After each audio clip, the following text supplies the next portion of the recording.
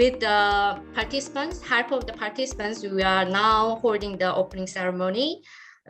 The most participants are being with us from many Asian countries, I know. So I hope the 2-week workshop can be a great chance for all of you to broaden the knowledge and thoughts on ICH safeguarding, its relevant convention, and its linkage with the sustainable development. The journey of the workshop will lead you to learning, discussing, networking under the theme of ICH and sustainability, and to developing your thoughts on it.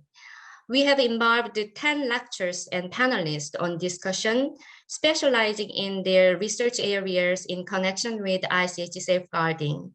They will cover their lectures on various sub-themes such as ICH Convention, ICH and Gender, Ethical Principles in ICH, ICH Inventorying, ICH Education, and in relation with the Sustainable Development Goals, and so on. For the first day of the workshop, there will be a sessions of welcoming remarks, inaugurational addresses, and keynote speech, ice-breaking time, and the introduction of the participants. And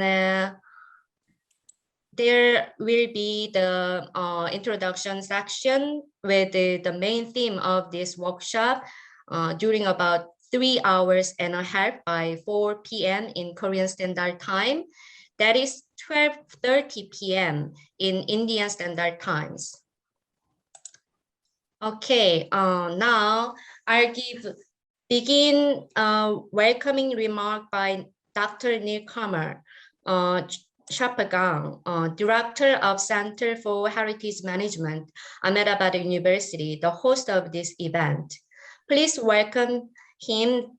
And before that, I want to introduce Dr. Nilkamal Chapagang.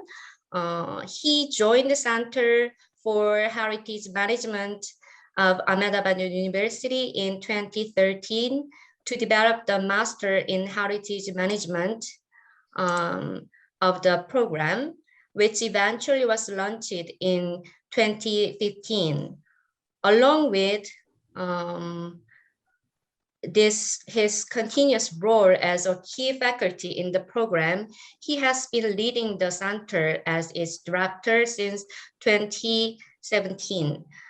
Prior to joining Ahmedabad University, he taught at University of Wisconsin's Stevens Point as full-time teaching faculty, and at the University of Wisconsin as a doctoral teaching assistant. His professional journey spanned Nepal, Bhutan, India, and the United States. So, okay, he now serves on the editorial board of the Journal of Heritage and Academy. So now he is, okay. Yeah, shall I start? I think that's good enough. Okay, thank you. So please welcome him as a welcome remarks. He will do the he will address his welcoming remarks. Please welcome him. Thank you, Ginny. Good morning, everyone. Good morning, good afternoon. I hope nobody is in good evening yet, but good morning and good afternoon.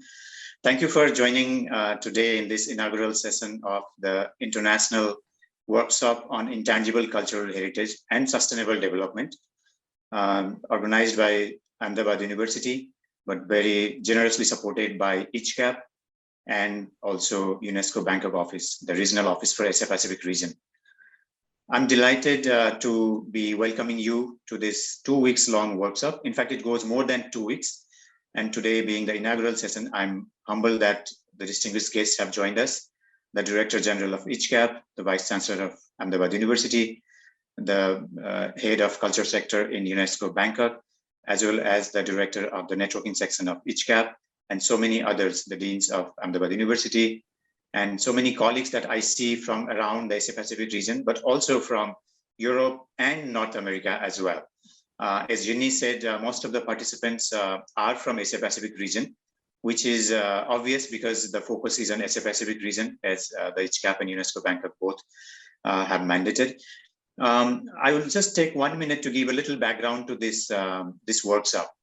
So as many of you may be aware that since last few years, HCAP has been very generous to really motivate the universities across the Asia Pacific region to come together and advance the knowledge and research and capacity building in the field of intangible cultural heritage, particularly in the Asia Pacific region. I must acknowledge here that 3 years back, with the support of HCAP and UNESCO Bangkok, the universities in the Asia Pacific region, which have some kind of a focus on intangible cultural heritage, either through program or courses or by their research, has actually come together, and we now have a network called Asia Pacific Higher Education Network for Intangible Cultural Heritage. Not only that, HCAP has also been generously supporting many of our young students and young professionals in doing their research, but also very importantly, networking. And as we are holding an informal interactive session before the workshop started last week, many of the participants actually highlighted and requested whether after this workshop they could be supported to network among themselves. And we're so happy to hear that, because that is one of the core reasons, because this leads to collaboration, this leads to knowledge sharing. And so that is one of the key objective of this workshop, is not only to bring professionals, young professional and young graduate students together, but also hopefully help them move forward in a journey where they would learn from each other so much, and perhaps they could do so many things together. And so the three organizations that have put together this program, it's just a starting, in my opinion, and I hope we can really take it forward. The second objective of this workshop is to introduce the 2003 Convention on Safeguarding Intangible Cultural Heritage, but actually to also take the intangible cultural heritage discourse a little bit forward, to connect it to not only sustainable development, but also connect the heritage in many ways. So it's a both of an academic and professional mix that we have sought here. And just I wanted to mention that we had this idea of having a core assignment that most of the active participants would do. And when we met with most of them during the informal interactive sessions, that was also received very positively. So we're hoping that hopefully some of those the exercise that the participants would be doing, which are the real cases that they are engaged with, can be supported forward, and will find a new way. So they will come up with proposals, which we hope to host in an online expo sometime in near future. So what that means is the 2 weeks that started from today are going to be the intense workshop session, 9 to 12:30 Indian Standard Time. Every day we are meeting here. We have also taken the opportunity of HCAP's another major event that happened to be just this week, which is the World ICS Forum. And we're also going to join the World ICS Forum. So I think there is another synergy that is happening between the two initiatives that's also very exciting. And then after the 2 weeks workshop is over, we will be continuing for about a month, mentoring the young professionals who will come together to do some real exercise, to help them take the exercise to some concrete level. That is the idea. So in that way, it will continue for another month for the active participants. And then hopefully around that time, we will be able to host the outcomes of the workshop. So this is really outcome-oriented exercise that we are doing. I must also thank and acknowledge experts from around 12 different countries who have joined as a resource person. And they would be, sometimes talking to us in the early morning or early morning hours from wherever they are. And some of them would be in the evening hours. So it's really a global virtual workshop that we are able to host. The original idea was that, around 20 participants would be brought into Ahmedabad, and we'd have this wonderful workshop in the city of Ahmedabad, but also surrounding areas, engaging with communities in much more way. But given the pandemics, we have decided to do it this way. Nonetheless, I think the opportunity that we have is, instead of 20, we have more than 4 times of the participants that we are able to accommodate here. And they're all very enthusiastic and very involved. So I would like to welcome them all. And I hope that the next 2 weeks will be intense, and you'll cope with this, but I hope that will be useful. I would also like to welcome our resource persons who have also joined today. Some of them I can see. And most importantly, I would like to welcome our distinguished guests here. And I would like to thank all my colleagues from Ahmedabad University, ICCAP, as well as Unesco Bangkok for working behind the scene to bring this event up to this point that we are able to start today. So with my thanks and a warm welcome to all of you, I conclude. Thank you very much. Thank you for your remark, Neil. The following is an inaugural address by Mr. Kim Ki-hyung, Director of ICCAP. Mr. Ki-hyung Kim, he is the ICCAP Director General. He graduated from the Department of Public Administration at Hanyang University, completed a master's degree in Media and Communication at University of Leicester in the UK, and a research program at the London School of Economics and Political Science. His former responsibilities included Director General for the Public Relations Bureau and Tourism Policy Bureau at the Ministry of Culture, so Sports and Tourism, as well as Culture and Tourism Specialist at Unesco Bangkok and Director of the Korean Culture Center in Vietnam, giving him a wide range of experience and knowledge in international cooperation in the field of culture under UNESCO. Please welcome him, Mr. Kim. Now the floor is yours. Thank you very much, Ginny. I'm very happy to see all of you through the online network. As always, I mentioned, we human beings are facing many difficulties and barriers, but common sense or the knowledge sharing, as Professor Nelkamel emphasized, we go through those kind of the challenges, and finally we can meet. And then today's meeting will be a good asset for us when you meet in the offline as a face-to-face. Probably we can more happily exchange our ideas and then our experience. First of all, thank you very much, Vice Chancellor Pangai Chandra, and of course, Professor Nilka from UNESCO Bangkok. My warmest greetings to all of you, lecturer, participant, colleagues in the ICH field. I cannot thank all of you enough for joining in this meaningful online ICH workshop on the theme of Intangible Cultural Heritage and Sustainable Development. I have worked for ICCAP 3 years, and the 3 years my experience actually given me many various chance opportunity to understand how we can world forward by joining and then co-organizing our network and our knowledge. In this sense, I think the educational event like this workshop for young researcher, professionals, and practitioners can be important cornerstone to provide a place for learning and networking with ICH, and then ways to fulfill ICH's duty. Today, we begin the online ICH workshop. It will intensively continue for 2 weeks. Of course, Ahmedabad University, UNESCO Bangkok office are very pivotal organization to supporting this event is alive with ICCAP. This event aims to raise awareness about concept and principle of the 2003 Convention for Safeguarding of ICH. As you may know, as you well know, the convention is a crucial part understanding and facilitating global heritage practice.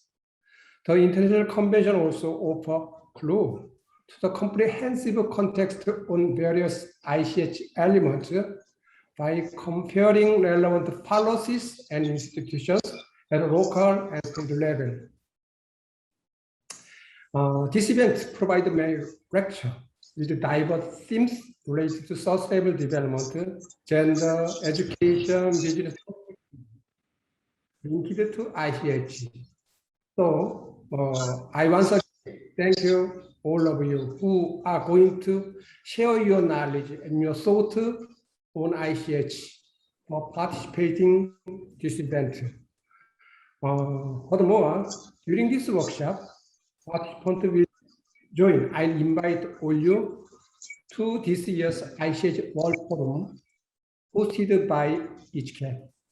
The main theme title of the ICH Forum this year is Intangible Cultural Heritage and Creative Industry. That is the discovery of intangible cultural heritage in the first industrial age. I am really glad that you will participate in the forum and then have a place for discussions through this workshop. I sincerely expect participants to have opportunity to contemplate ICH as a living heritage, changing and by fitting into the contemporary socio-cultural background, such as first industrial revolution. Through lecture and discussion at the event, we could recognize evolving ICH more as face culture transmitted from the past. At the same time, this work might give us insight into understanding the world and the time we are living now. I thank the co-organizer, Ahmedabad University UNESCO Bangkok office, for showing enthusiasm and effort to develop the workshop's program. Again, welcome all of you participants. With great appreciation on behalf of ICH, our colleagues, wish you rich and enjoyable lecture and discussions. Thank you very much.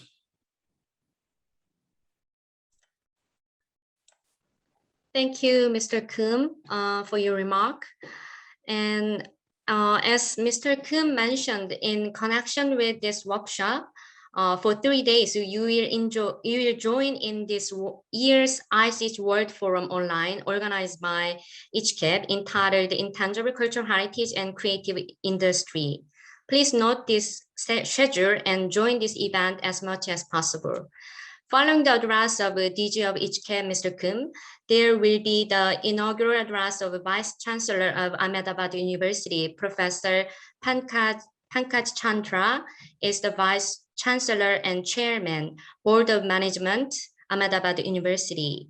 He was the Director of the Indian Institute of Management, Bangalore, and Professor of Operations and Technology Management of IIMB. He has taught at various institutions such as McGill University in Montreal, University of Geneva, the Wharton School, University of Pennsylvania, International University of Japan, and so on. He has worked briefly with the World Bank in Washington, D.C. He was the chairperson of the doctoral program at IIM Ahmedabad and the first associate dean at ISB. He was part of the founding team at the Center for Innovation, Incubation, and Entrepreneurship at IIMDA and is first chairperson. He has served as a member of a Government of Indian Committee on Cluster for Development of the Informal Sector. His research and teaching interests include manufacturing management, supply chain coordination, building technological capabilities, higher education policy, and high-tech entrepreneurship. Professor Chandra has been involved in several startups, has also been a consultant to large Indian and multinational firms and serves on the boards of several firms and institutions. Please welcome the Vice Chancellor, Professor Chandra. Thank you very much, Jinhee. Good morning, good afternoon, good evening to all of you around the world who are joining this, this wonderful workshop. And thank you, Mr. Kim, and Dr. Hunt for supporting this endeavor here at Ahmedabad University. As you probably know, that we are probably one of those very few centers of education of heritage management in this part of the world, and fast emerging as a very important center for research and conversation around heritage. In fact, I'm so glad that you talked about cultural and creative industry, because just recently we've been having very serious conversations of putting together an allied program around the creative industry, and which will provide phenomenal linkage with our Heritage Management Center and the program. So very opportune time to organize a workshop. But this is also a time which is very challenging, because in many ways one needs to ask, culture support and safeguarding for what? And it is important that the world starts to recognize more deeply than ever before that in addition to its historical significance and educational value that such endeavors have, it's also a way of life for a large number of people. It helps us enlighten our own self for creating lifestyles, ways of living, ways of thinking for the future in a far better way, by recognizing the diverse benefits, and perhaps for building unity across diversity in this world. And so it is crucial that we are today meeting for this, because many of our cultural practices, and especially the intangible heritage part, provide the grammar for the future of knowledge. And it's important that we advance it in a very contemporary manner. And in India, for instance, one of the fastest challenge is turning out to be, and since we're talking about intangible heritage, on aspects of language, music, food, which are completely getting transformed, is the probably kind word to use, but we seem to be losing that diversity that this region has had for a very long period of time. So I'm so delighted that that this workshop is being organized. But you, Mr. Kyum, you talked about the fourth industrial revolution, which is so much about science, which is so much about technology, which is so much about IoT, which is so much about bringing technology and to bear in our lives. And we must bring science as the new language of development in quite some ways. Somehow be able to marry science with empathy and with storytelling and with phenomenal contemporary managerial perspective that it brings, not only preserves and safeguards, but also helps us evolve into a far more caring society in times to come. Recently in India, we create controversy around everything. And there was this phenomenal structure, a very precious one for India, called the Jallianwala Bagh Memorial in North, which was redone.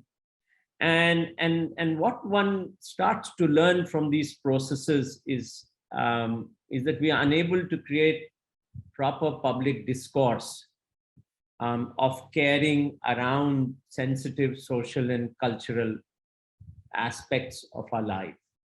And if your workshop can help in in really building that perspective, then I have a feeling it will involve a larger number of people into safeguarding intangible heritage that we're looking for. I'm so delighted to be here this morning. I also felt when Neil was introducing the workshop, and with so many people from not only Asia Pacific, but around the world, and so many programs now coming on stream on heritage, perhaps a network of these institutions, a formal network of these institutions might go very long ways in where there is a semester that everybody spends at some other institution. If one can build programs of this particular kind, I have a feeling there'll be the advancement in this in Asia Pacific would be far more rapid, and at the same time I think our learning would be far more richer. With those words, thank you very much for having me this morning, and such a pleasure to welcome all of you to this workshop. Thank you. Thank you for your warm inaugural address, Vice Chancellor. We have, for the opening ceremony, we have now around 30 minutes. So now it's time to move to the workshop's keynote address. The keynote speaker of this workshop, I'm delightfully introducing to you is Dr. Duongdi Khan, Program Specialist and Chief of the Culture Unit, UNESCO Office in Bangkok. She has working to promote the ratification and implementation of UNESCO's 6 cultural conventions, including the 2003 ICH Convention, and coordinating a number of regional projects in Southeast Asia and the Asia Pacific. She is especially interested in promoting the role of culture and cultural heritage, both tangible and intangible, in sustainable development and in ensuring that local communities both participate and benefit from the protection of their own heritage. Dr. Han is an anthropologist with extensive knowledge and experience in Southeast Asia and international development. Okay, now please welcome her. Dr. Han, please deliver us your keynote address. Thank you, Jinhee.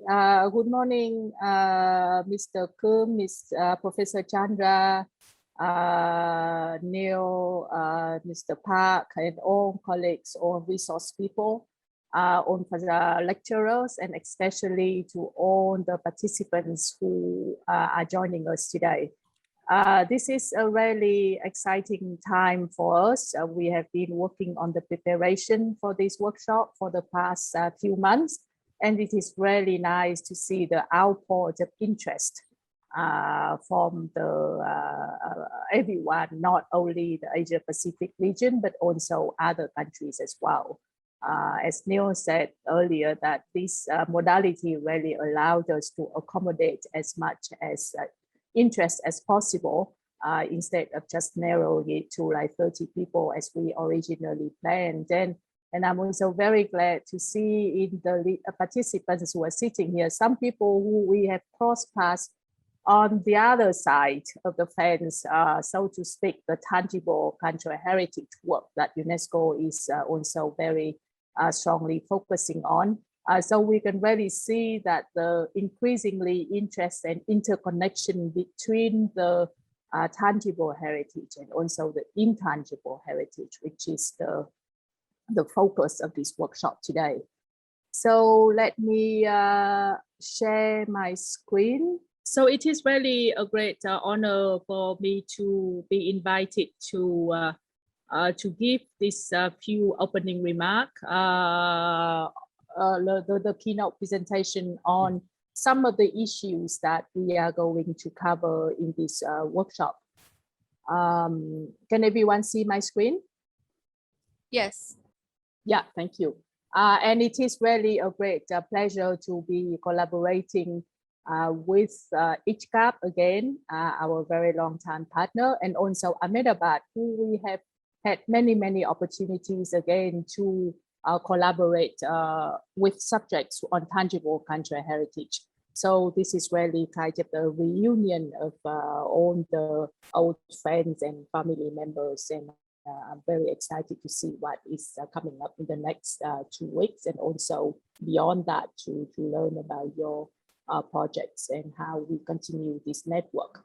So in this, as it had been introduced, and you have also seen in the workshop workbook, there are many topics that have been proposed to be included in this workshop. So in this presentation, I'm going to just give a very kind of a skeleton on some of the issues that we are going to be covered.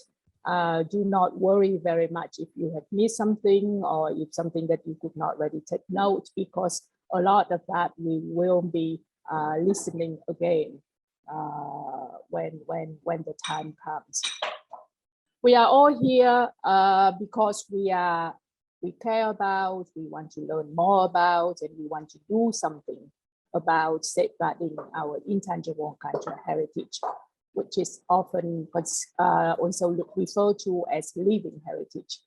So intangible cultural heritage means the practices, representations, expressions, knowledge, skills, as well as instruments, objects, artifacts, and cultural spaces associated therewith that communities, groups, and in some cases, individuals recognize as part of their cultural heritage. You probably have seen this definition before, and you are familiar with many of the domains that are included under as part of the living heritage, whether they are oral traditions, performing arts, traditional craftsmanship, knowledge about nature and the universe, social practices, ritual, festive events, and also other domains as defined by certain countries. Many countries, for example, include food or include traditional games as official distinctive domains under the definition of intangible cultural heritage. And of course, when we talk about an element, they are always like over-compassing different domains. So it is really hard to find any heritage element that can be just kind of neatly boxed under each of these domains. Many of you probably have heard about the 2005 convention.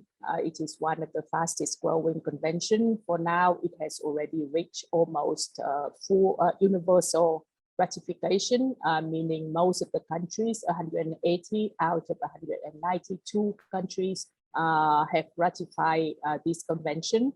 And among those, 40 of them are from Asia Pacific countries. So there's still about 7 or 8 countries in Asia Pacific that have not ratified this convention. So it is quite a long name, Convention for the Safeguarding of the Intangible Cultural Heritage, but it is often referred to as a 2003 convention because it is adopted at the Unesco General Conference in 2003. And then it entered into force officially in 2006. The reason is for this gap of 2.5 years is you need to have about, I think, about 30 countries to ratify the convention before the convention can get into force. So you will have the whole lecture on the convention as well as its operational directives, which is kind of the guideline, the manual for the implementation of this convention in tomorrow or the day after tomorrow.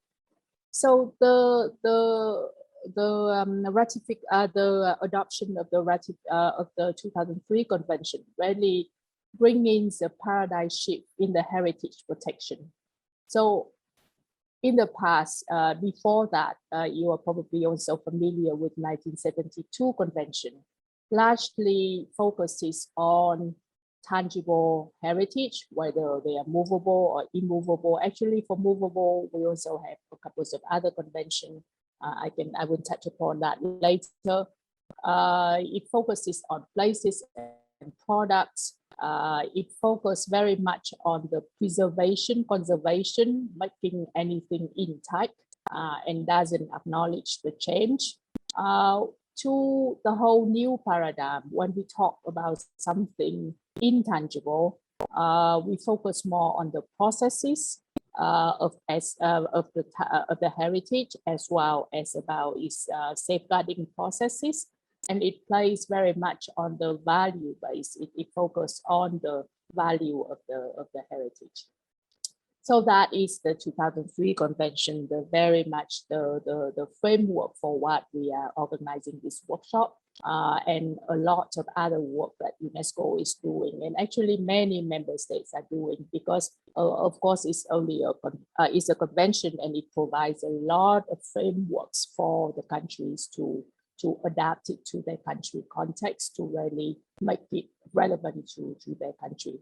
So the objective of the 2003 convention is first and foremost to safeguard the intangible heritage of the humanity, to ensure the respect for it by their own communities, but also for other communities. So we respect each other's heritage. That is the aspect of the mutual appreciation that it had been mentioned in the convention. Is aimed to raise the awareness of the importance of the intangible cultural heritage, and at the international level, it provides for international cooperation and assistance. So just a few key keywords in the convention. The key measure of the convention really to look into and promotes the intergeneration transmission to ensure the heritage viability. The ICH is living because people still practice it, and then it pass on to next generation. And so if sometimes the traditional forms of transmissions are weakened or broken, and formal or non-formal education may be used as an alternative. I would actually lead a session on ICH education later at the end of next week, and we are going to discuss it in more detail. But then really the key of it is to ensure the viability of the ICH and to have it transmitted for future generation. So the key players of the convention is the community. Many of you, and I guess all of us, belong to some sort of communities. We always have our own heritage that we practice. We learn from our parents, grandparents, and we are going to pass down to our younger generation. But then a lot of time, you also work with other communities on safeguarding their heritage, or using promoting their heritage for sustainable development, or whatever that we do. The key is always to respect the communities, to ensure that you get free, prior, informed consent before you're working with them. There are certain restrictions, there are certain regulations that different communities have on their ICH, and it is really an utmost importance for us to respect that. The convention requires, really calls for, and in fact it is required, the widest possible participation of the communities in all actions that you are undertaken, whether it is research, whether it is inventory making, whether it's safeguarding, and then to other mechanisms of the convention, such as preparing the nomination dossiers, or preparing the International Assistance Fund. All that would also require the widest possible participation of the community. You also have lecture specifically addressed on the list of the convention, and there you will really see that how the utmost importance of the communities are being placed in all these processes. You will have specific lectures on safeguarding and inventory. There are many ways that you can do safeguarding. There are many steps, communities, and many other stakeholders who participate in the safeguarding processes. And on this measure, again, going back to the aim of the convention and the aim of all of us to have about our ICH is to ensure the viability of all these aspects of ICH. So when we talk a lot about people often talk about how maybe now ICH is not so relevant, it's old tradition, something of the past. Youth now really wanted something more contemporary, more modern. And so maybe, so what is the role there for ICH? But in fact, ICH, it has continuously evolved over the past many centuries. And the reason that it continues to be alive and it continues to live on is because it has relevance to our life. It really is there to make our life better, to better the well-being of the community, better the livelihood, anything to make our life better. And in this sense, the workshop will also touch upon another framework that it is very, of course, very commonly known now. Everyone has seen this chart before. Everyone has talked about, everyone has understanding about the sustainable development. And then this workshop really also would like to draw out the interconnection between ICH and sustainable development. So actually the importance of sustainable development had been addressed as part of the convention ever since it was born. It didn't need to wait until 2015 when the Sustainable Development Goals were established. But then immediately after the adoption of the Sustainable Development Goals, the General Assembly of the 2003 Convention had discussed and has adopted the operational directives to emphasize the sustainable development by means of ICH safeguarding. So you will have specific sessions that talk about this issue during the workshop. And when we talk about ICH and the linkage to sustainable development, we often talk about how ICH can contribute to achieving social development, whether it is in the domain of social development, in the domain of economic development. This one is very relevant in our region, where you always see, for example, craft products as being a way to really earn key income for many of the communities around the region. But we also talk about the contribution of ICH into environmental sustainability through the knowledge practices. We actually will also have a specific session lecture about the environment sustainability, and also for peace resolution, conflict resolution and security. So basically, there has been demonstration for how ICH can really make contribution to encompassing all parts of our life. And then the roles of ICH became even more apparent during the COVID pandemic. You will have a specific session to talk about the situation and the response of the communities using ICH during the COVID pandemic. But here it's just a very quick graph to show that, yes, a lot of people, about half of the number of people who respond to our survey, that they talk about how their living heritage has been impacted by the COVID pandemic. But many people also talk about how living heritage helped them face the pandemic, and how they can, basically try to carry on their life with help of their living heritage. So this really shows how living heritage can be instrumental in making our life better. We have seen how this different dimension connection between sustainable development and heritage.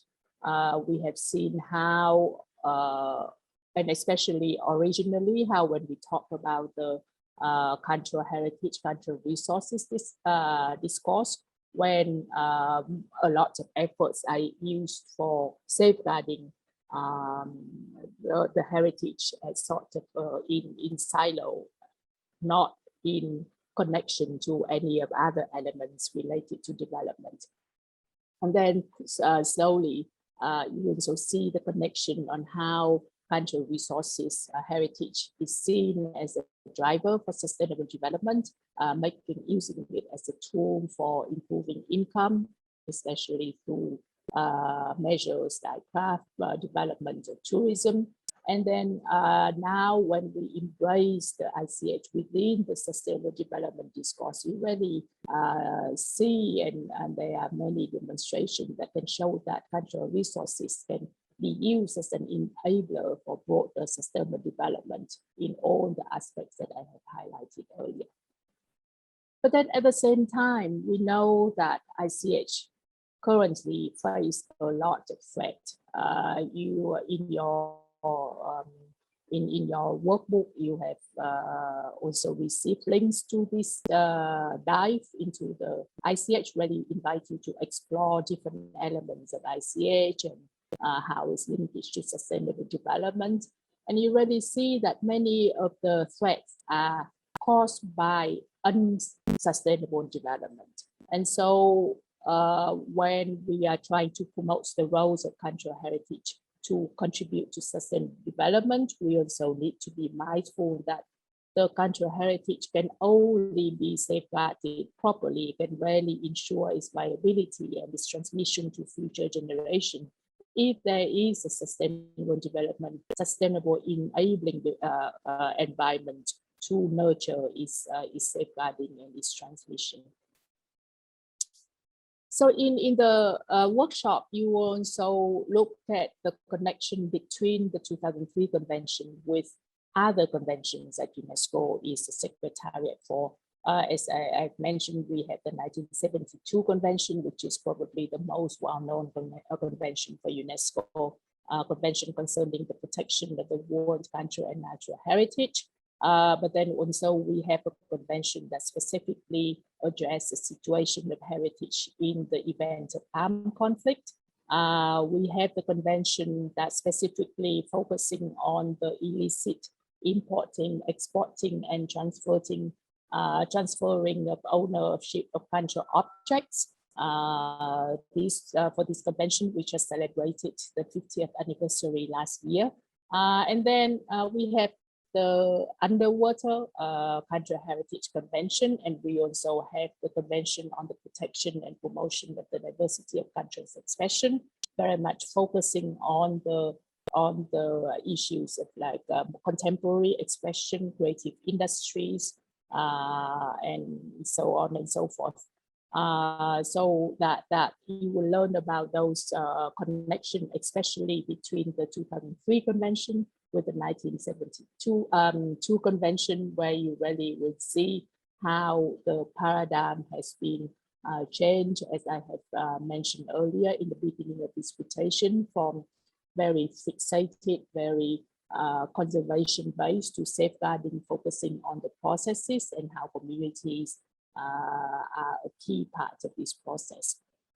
You will, when you look at the list, you will also see really the list of World Heritage and the list of Intangible Cultural Heritage representative lists are also focusing on very different things.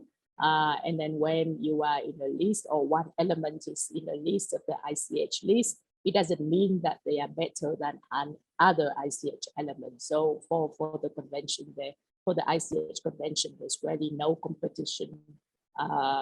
Yeah, you are there as part of show demonstrating the diversity of the ICH in the world, but it doesn't mean that you are better than an ICH element that has not been inscribed. You also hear about the connection and the relationship between the 2003 convention, where we talk about a lot about what we often refer to as collective practice. It belongs to a community, the whole community practice it, transmit it. And then when we talk about the diversity of cultural expression, it focuses a lot on the individual creation, new creation. But then again, there can be many linkages that can be drawn upon between the between the two conventions. So we will have the whole session that you can talk about this. And in fact, many other elements, for example, the One ICH forum, it is also really a good opportunity for you to also explore this interconnection between the two conventions. And you will probably have to deal with the issue, okay, how much into innovation that you would like to be inserted in all these traditional practices, and to what extent that can be accepted, how you could bring individual creativity in, or not only your creativity, but also the creativity of the community, and how you can really make it into, for what it is now, is often considered a creative and cultural products and services, and to what we draw the line, and how we ensure that the ethics of intangible cultural heritage is being respected, or why you are doing going through all these innovation and creativity processes. So we hope that by the end of the workshop, you would really find a way to really mobilize ICH to address on this new challenge that we are facing, to ensure the safeguarding of the heritage, to promote creativity, and how it can be an integral part of the sustainable development discourse. I would just like to talk a few words about the assignment. So you, we have heard you are very clear, and you are signing up with an understanding that there will be an assignment that has to be presented, has to be worked on, and then has to be presented at the end of this workshop. Not immediately after the 2 weeks, but then about a month after. So we would like to really, for you to think about real life situation, real life challenges that you are dealing with, and you shape this assignment to help you to address these real life challenges and problems. We don't really want you to waste all your time to think about an assignment just for the sake of the assignment, and then you can get the certificate of the course. So no matter how difficult, but there might be something that you have been thinking about for a long time, that you didn't know how to solve it. This is really a great way to bring the issues up with different lecturers, with your peers, to discuss on how you could deal with the situation. Or it could be a new issue that some of the lectures, some of the issues discussed during the lectures will spark your interest, that you could also shape your assignments that way. And please, along the way, you don't need to wait until the end of 2 weeks to start thinking about your assignment, because your assignment would be relevant to more than one lectures that would be delivered during this workshop. So you will really, I think, will be a good opportunity to already start thinking about your assignment from day one, so that you could really bring up questions, bring up the points for discussion, especially in the lectures that are specifically related to what you are going to deal with, in your assignment. And the last point is, yeah, many of us talk about networking, and we know that it is an expectation from the group that we really like to stay in touch. And we also do hope so too, because for us, with the objective, the convention, we would only be considered that we are successful when ICH elements are being safeguarded, being transmitted to future generation. And that would be really way too soon to discuss that after the 2 weeks, to measure the success after the 2 weeks, or even 1 month when you present your safeguarding plans, or when you present your projects. So we really hope that we could also continue to build upon this network, to not only keep in touch with you, but also to connect to other people, because there are many youth out there, many young professionals out there, whether they are students, whether they just graduate from student and now starting their career, and some of them are also in mid-career programs. We would really like to build this big a critical mass of people who would like to focus their work on ICH and ensure its viability and its transmission to the future generation. So that's only a few key points that I would like to bring up. And many of these points will be further elaborated during the lectures that you will be hearing over the next 2 weeks. So we really hope that you will take the most advantage of this. Please come with questions, please come with discussion. And we really also hope to learn from you as well, because in many cases, you are really the one who work on the ground, and your voices and your perspective are also very important to us in advancing our conceptual and theoretical framework for future implementation. So thank you very much. And it is a great pleasure again to be here with you all today. And thank you to our co-organizers for this initiative. And I look forward to our workshop. Thank you. Thank you, Dr. Han, for your informative and insightful keynote presentation for the workshop on the 2003 Convention and Significance of Community Inclusion and ICH in link with sustainable development, and also its threats, as well as the final the explanation of assignments overall. Dr. Han, it looks like we have questions on your presentation. So I will read to you. It's from Lai Suwar. She or he, the participant asked you, since intellectual property rights protection of ICH has been permitted by the convention, shall we promote IPR as a major tool for sustainable development and ICH? Could you answer to this question, Han? Thank you. Yes, certainly. I mean, intangible, intellectual property rights is a very important aspect of ICH, and we have seen recent cases of big fashion houses in Europe using different elements of ICH, of different ethnic minority communities in Asia for their profit making, but regardless, without any relationship, without any consultation, without any benefit sharing or anything with the communities in this part of the world. So yeah, I think that under the question of ethics, a lot of this would come out. And then also I think we would have lectures on business development for ICH. All these issues, I think we could really be discussed further. And yes, I think certainly there could be, UNESCO is also working on tools and materials that emphasize on the protection of IPR. And also, of course, our sister UN agency, WIPO, also have guidance and instruction about these topics. And I'm sure the appropriate lecturers will bring this up for our further discussion.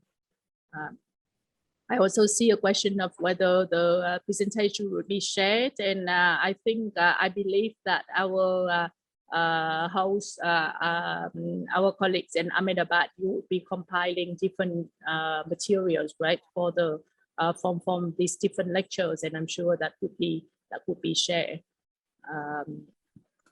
Okay, thank you for your answer. There are several other questions, but it's time's up now, so the other questions will be taken up later or during the sessions relevant to the IPR or some of the other mechanism on ICH, something like that. So it looks like we've covered all of our schedule for the opening ceremony of the workshop. And I found at the moment there are over 70 participants. So I really appreciate you being here.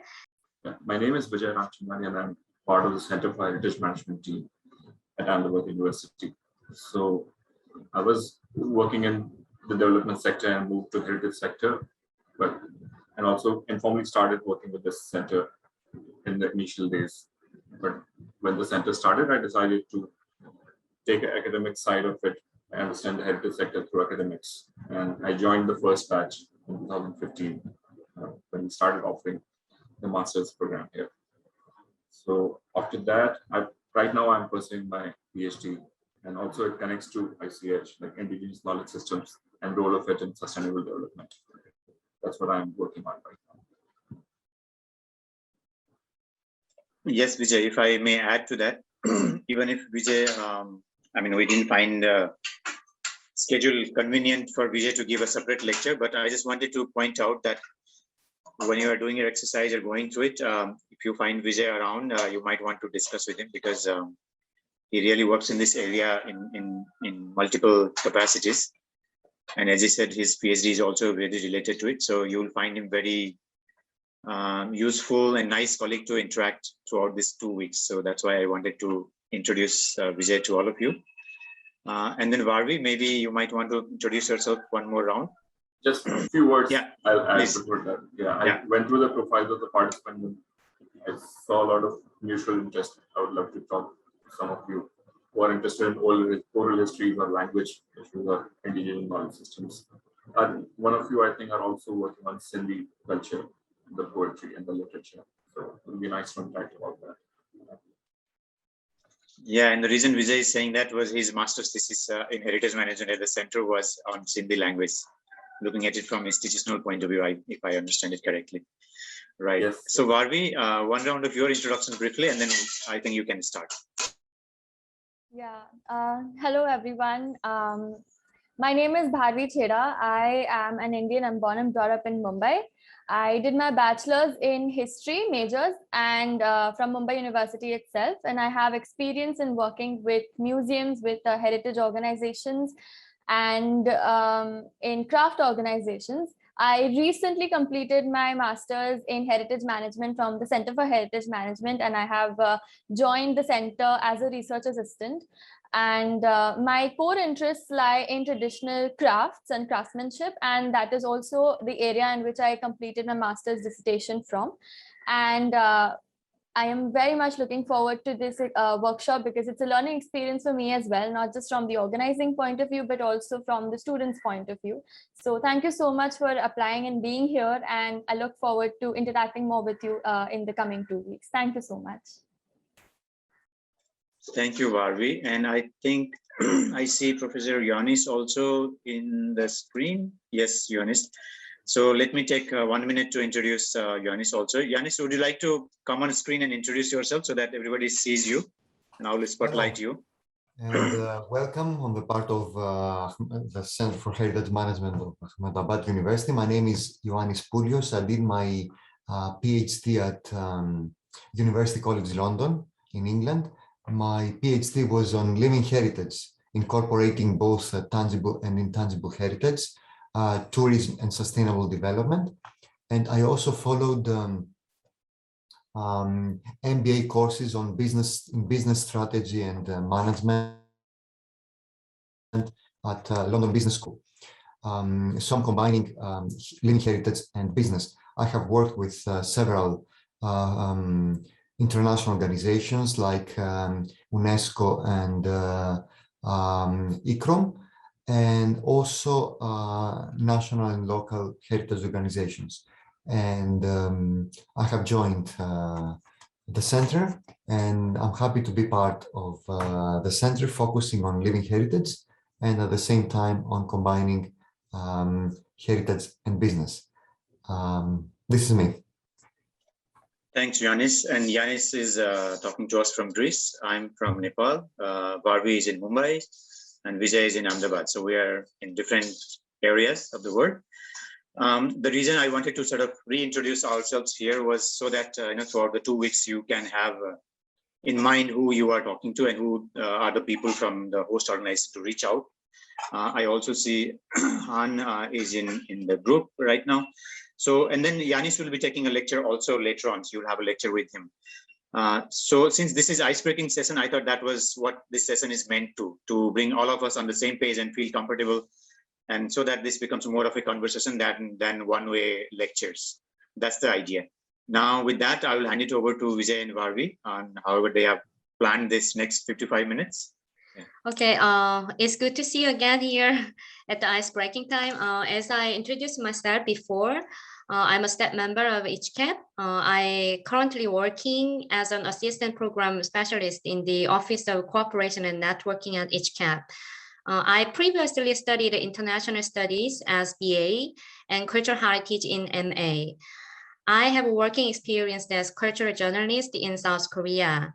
And since September 2018, I have worked for HCAP at another office in the past, the Office of Research and Information. I did the task for ICH book publication about NGO activities. E-News called the ICH Plus, and supporting ICH events and PR part of some of the projects, etc. I joined in the Office of Cooperation of Networking since last June. I'm in charge of supporting and cooperating task for APANIC network. This is the Asian Pacific Higher Education Network of ICH networking. Since this network was launched in 2018 with the support of HCAP and UNESCO Bangkok office to establish a cooperative system for the development of higher education in the ICH field. As of 2021, we have got 19 member universities joining this valuable networking, including the Ahmedabad University. I think the network's role will be more crucial to enhance the territory education discourses and programs in the ICC field of the region.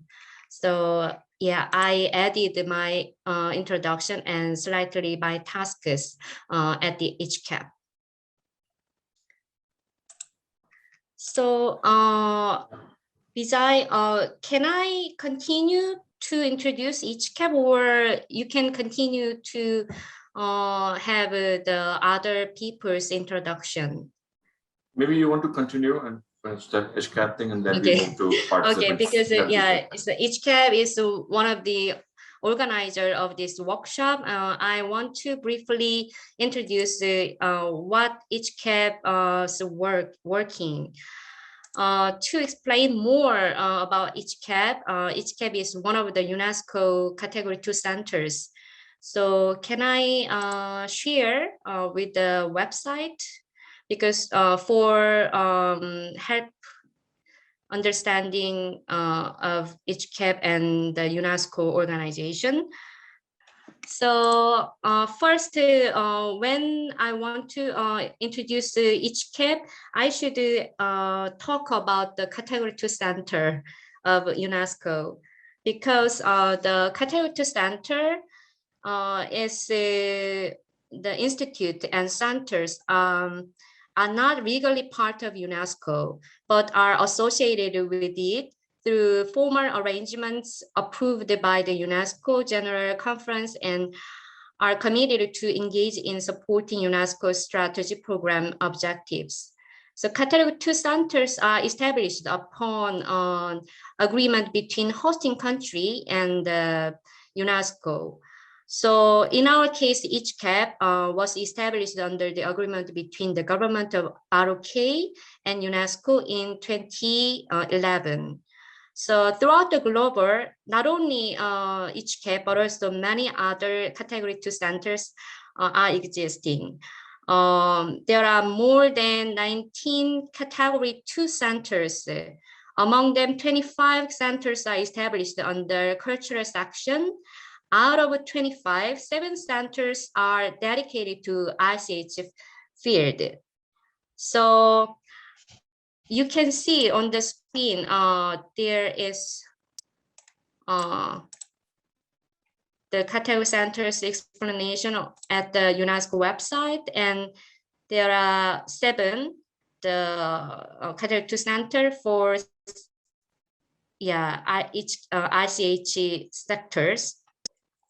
So if you come into the website, you can have more details about the Category 2 centers what it is.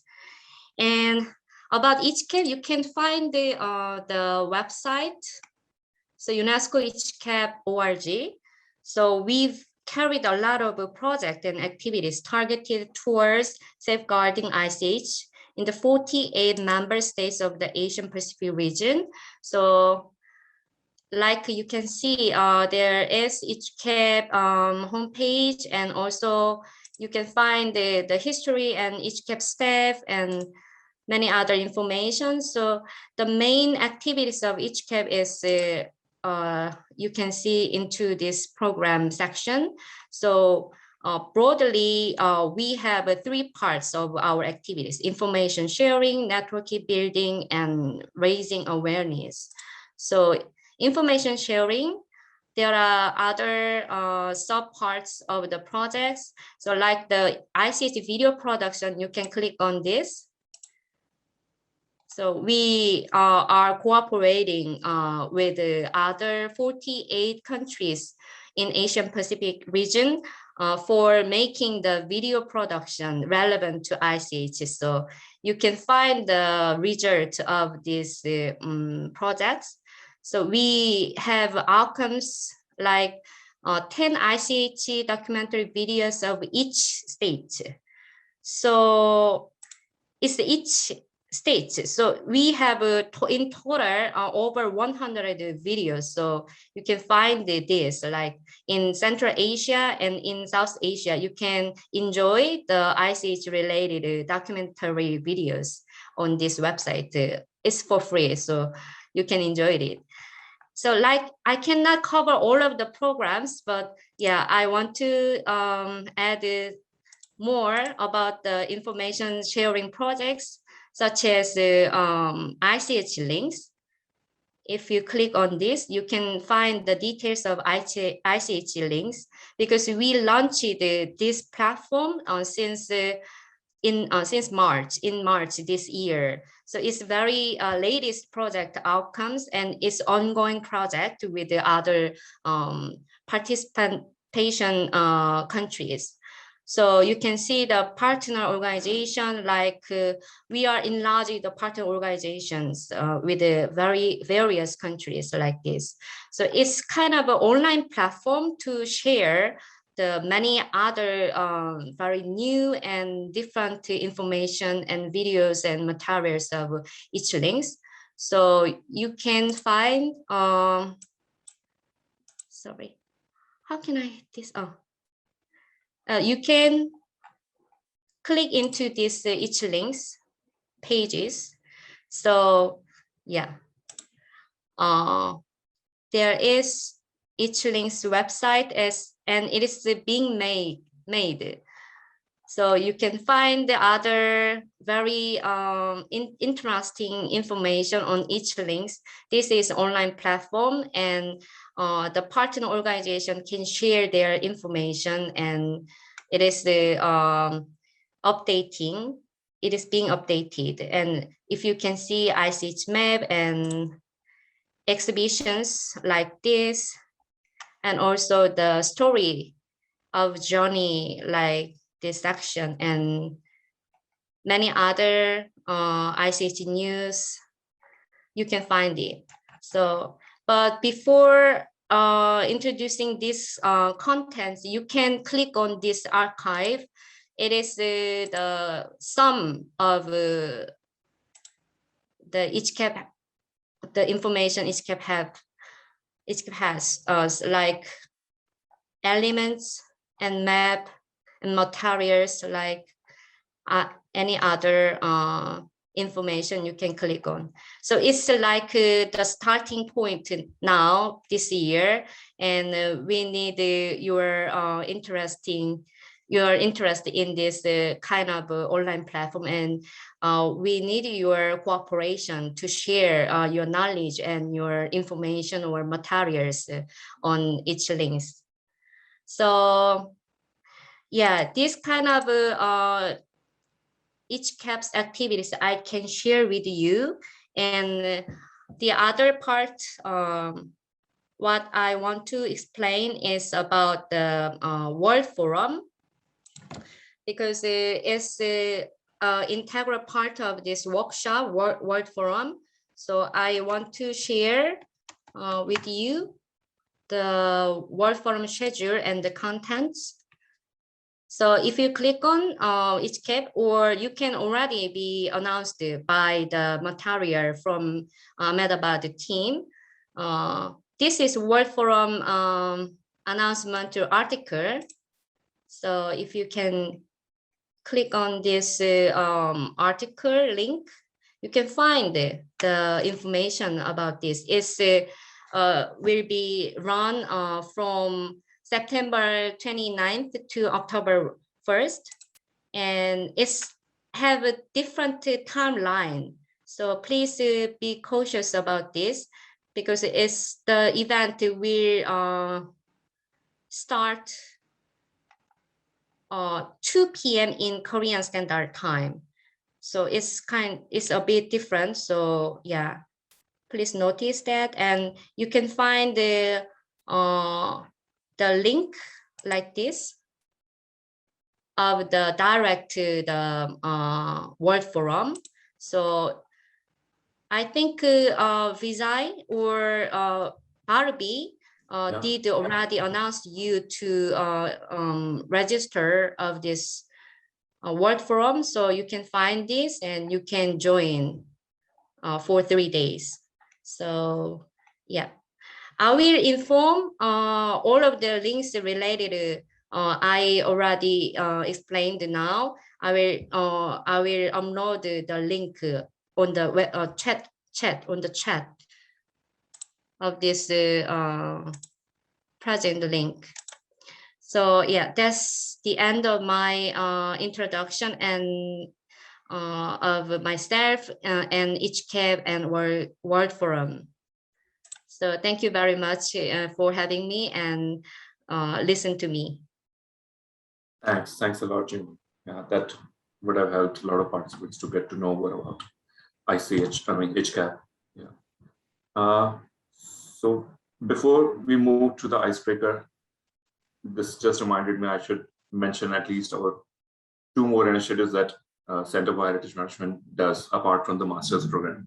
One is the International Conference of Heritage Management and Education that we do every year. And we did 3 editions since 2017 we started, but the 4th one couldn't happen because of COVID. Please check our website for future updates. You can be part of that too sometime. And another one is Journal of Heritage Management. And some of you might be interested in getting your research published related to heritage management issues. So it's a blind peer review process that we follow, and you can submit your paper and you can go through the process. So the 2 things I wanted to mention. Okay.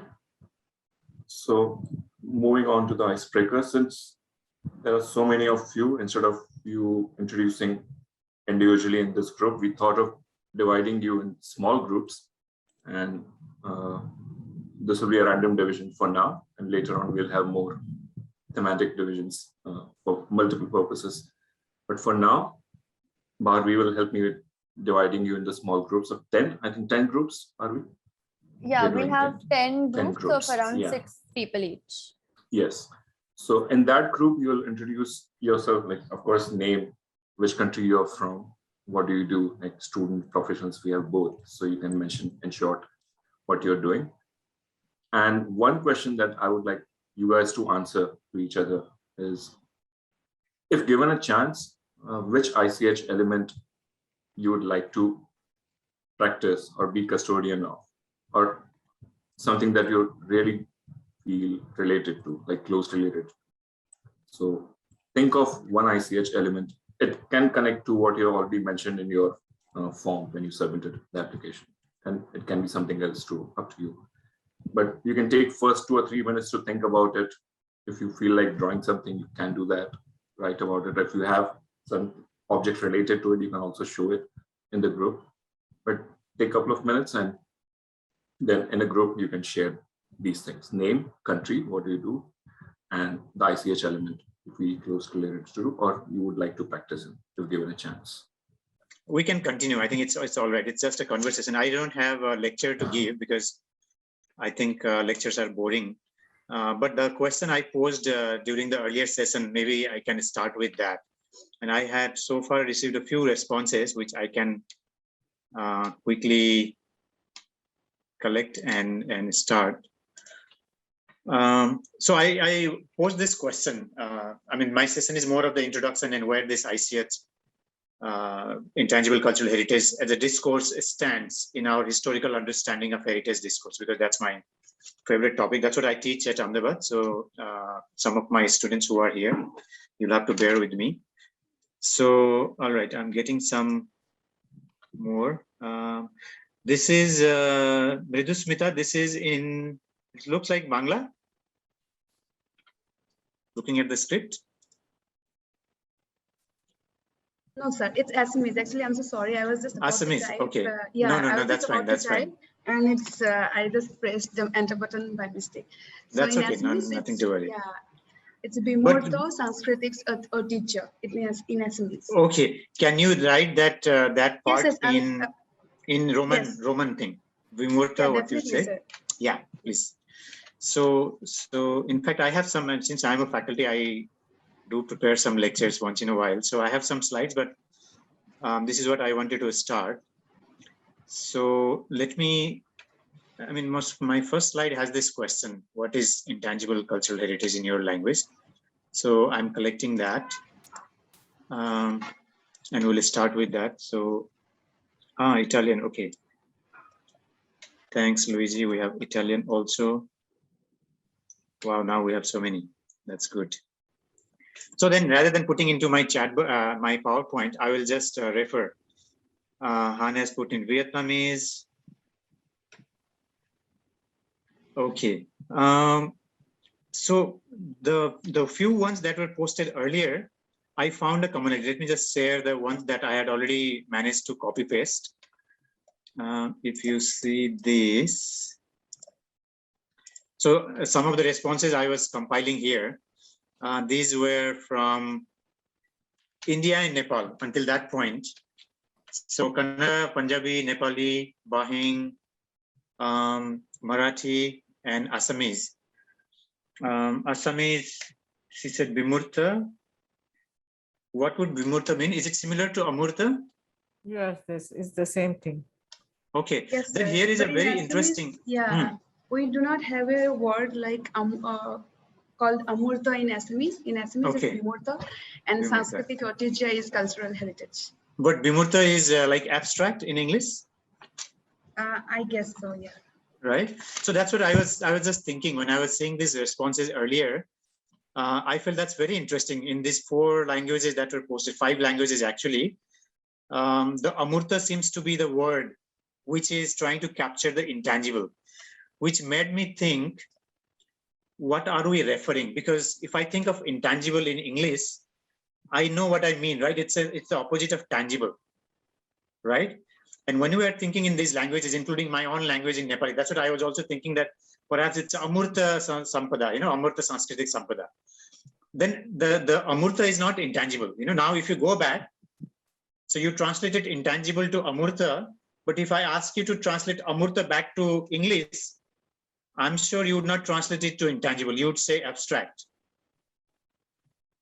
right? And that's the dilemma I find myself. What am I talking about? I keep referring to intangible cultural heritage, but if I have to apply this big concept, global concept to my context in Nepal, I have a confusion here. Am I referring to abstract heritage? But then I think, okay, what are my intangible cultural heritage?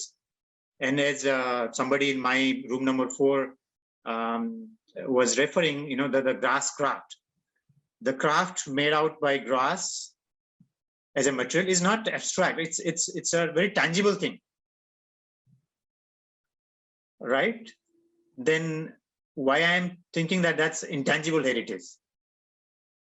Okay, so that's a question that came to my mind when I looked at these 4 language translations. We can go through others now, but I'll let Lubna speak for a while. Lubna, what do you have?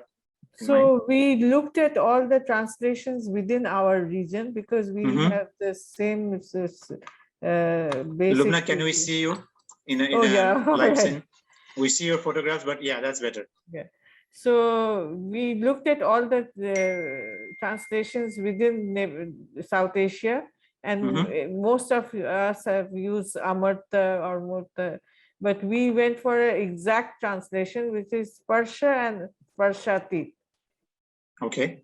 So we use intangible, the word intangible. We gave preference to an exact translation.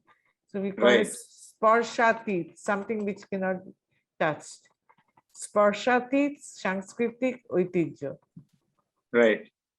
And that's totally fine. So Lubna, thanks for doing that research exercise for us already, which makes our life easier. But the question I have is, as Han mentioned in her keynote, there is this 2003 Intangible Heritage Convention. And I guess that's when we all awoke to this concept, right? Otherwise, we're pretty much thinking in the very monuments-centric idea of heritage. And I think the contribution of 2003 convention is that it made us realize that we actually have more than just the monuments. Okay. Yeah. And this is where, like you did, we probably started translating, and perhaps in the translation process, we started looking at the very abstract one. And my worry is, by making the concept very abstract, are we thinking very vaguely, or do you have some clarity about what we are thinking? So as an academician, I would like to pose this question to all of us going forward. Of course, the 2003 convention as a global instrument is there. It's very helpful. It has at least mandated or encouraged many of our governments to think about this very important aspect of our communities. But at the same time, as a researcher, as an academician, as a professional who are practicing consciously certain field of practice, let's think critically. That would be my first argument here, that let's think critically and recognize whatever we're talking about, and what does it mean in the real life situation? What does it mean in the ground? And as Lubna did, perhaps we can look into the languages, we can look into our cultural frameworks, the lenses, so to say. And perhaps let's also look at, since this is all about communities, let's also look at these communities and try to understand from them, okay, what does it mean? Because you go to any communities and start talking to them about ICH, I'm sure they will all be looking at you as if, you are coming from Mars, right? And so we have to be able to connect back to their framework, the cultural framework. And that's why the convention also recognized language as a vehicle. And this vehicle we have to recognize very importantly, because a language might have its own dynamics, but to understand the ICH, first the vehicle of language needs to be exploited in a very richer way. That's my first argument. Anybody would like to share a few things based on the translations you mentioned? Han, would you like to share what is that in Vietnamese? You mentioned a translation there. So Vietnamese, we use a lot of Sino base, like Chinese base. So literally, actually, heritage, Di Sản means heritage. And phi vật thể means something not touchable, like non-touchable. So I think that reflects quite well the English definition, in which that is, because for ICH, when we talk about in English concept, if we talk about the skills and knowledge that goes from one generation to the next, so that is not touchable. And all the stuff that we see, like a piece of craft or a drink or with a performance. So those are kind of the manifestation of these skills and knowledge that being transferred down. So I think the term in English, in Vietnamese, I think correctly represents that. And in fact, it's a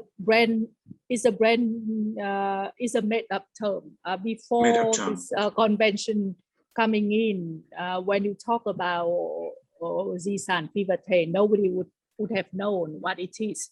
But then I think over the past how many years now, almost 20 years of the convention, and Vietnamese government actually spent a lot of efforts and on popularizing this. So now it's becoming quite a commonly known term. So even if you go to some communities and stuff, that if we use this term, and people would understand understand this. But of course, it is equivalent to also other terms like tradition and things like that. Sometimes that we use those terms as well to illustrate in case people don't quite understand what this unprivileged means. Thank you, Han. That actually makes us realize that perhaps there are also languages where the translation has been precisely to mean intangible, and that's wonderful to hear. But what Han commented makes me realize what happened in Nepal. You know, in Nepal, if you ask any Nepali, and my Nepali colleagues here can disagree with me if they have a different viewpoint, but my understanding in Nepal with the Nepali language, the official language of Nepal is, and Nepal is also very diverse. It has too many languages. But I think in the past history, our governments had sort of monopolized that Nepali is the only language to be official language, which is not the case now. But this is how we inherited. You know, our history is that when the word heritage had to be translated, the government came up with this translation called Sampada. And if you translate Sampada back to English now, it doesn't translate to heritage, it translates to treasure. Sampada is treasure, your sampati. Okay? Now, this is where the translation really becomes a very fascinating journey for me to move from one to another and come back and you realize, oh, actually, I meant something else. But now, as Han suggested, in Nepal also, the Sampada as a word for heritage is an official thing. But you go to a rural context, talk to anybody who speaks Nepali and say, do you have any Sampada? And they might be thinking, do I have some money? They would not think, do I have some heritage? You know, so this is how I use language to traverse from different concepts. You know, language is not just something you speak up. It has deeper connotations, deeper meanings. And therefore, the vehicle of language, I really encourage all of us to think about whatever element we pick up, because that gives a big question for us, so-called experts. We all are bound to become experts, but we need to challenge our expertise from the community's viewpoints. I think that's one thing I would like to suggest. Not necessarily say that we are useless, but I think this is where we have tremendous opportunity to learn from the communities. And this is where I think the ICS convention does a good favor to the professional community by reminding us that there are communities, there are groups of people, and there are individuals as well who might know more than what we think we know, right? And as an expert, we need to keep this in mind as a very important framework when you are working in ICS. That's something I would like to really borrow from the convention's knowledge. Is there anybody who would like to share some thoughts from their language? And then after that, I have a few slides. I will go through it to sort of bring in the historical perspective. And anyway, this is not going to be a comprehensive discussion. It's just a starting. So you did the icebreaker. Now I would like to get into the intangible cultural heritage thinking. And so that the following sessions, which are going to be really specific thematic sessions, would make sense to you. That's my agenda. Anybody, any volunteer? Liana from Philippines, would you like to tell us about this? Yeah, I'll go to Liana and then to Kamal. Hello, sorry. Yeah, I am from the Philippines. I am from the eastern part of the Philippines, which is from the northern Samar Island, but I'm located in northern Samar. Mm-hmm. And the meaning of my intangible heritage is ibinilin nga dire nakakaptan. When you say ibinilin, it's more of, if it's translated in English, it's more of heritage, and then diri is no, not, or equivalent to that, and then nakakaptan is you can touch it.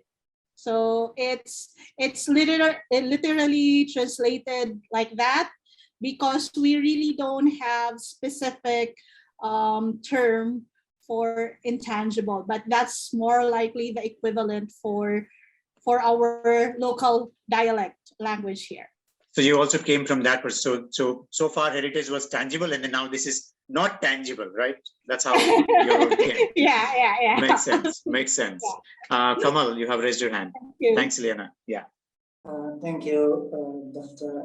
Kamal. And so I totally agree with you. And so sometimes I myself will become confusing when I read this Amurta in Nepali and in English, when you go to the intangible So in these regards, I think so we need to discuss, we need to bring some good proposal to the convention to maybe in the definition or maybe things.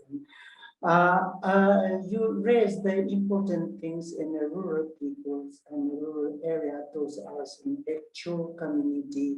We need to touch with them. We need to bring their views in this regard. So it is important. So always, you also said, and we have and diverse in language and smart.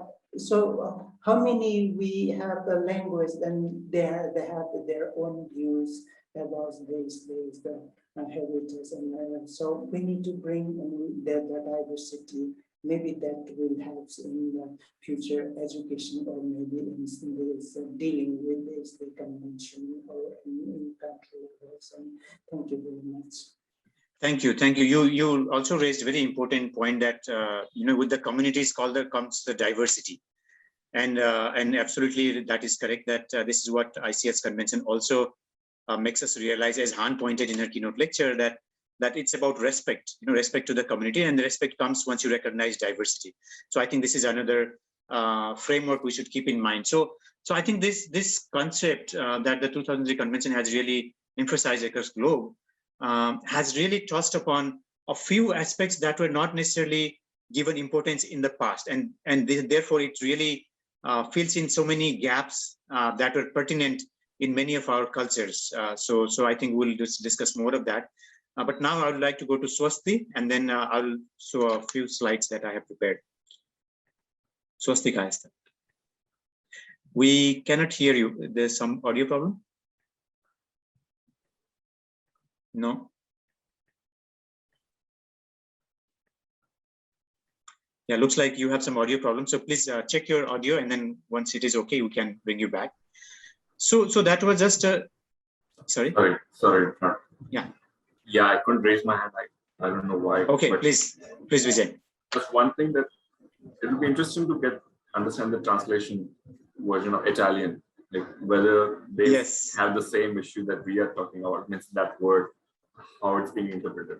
Yeah, Luigi. The discourse is coming from that side. So.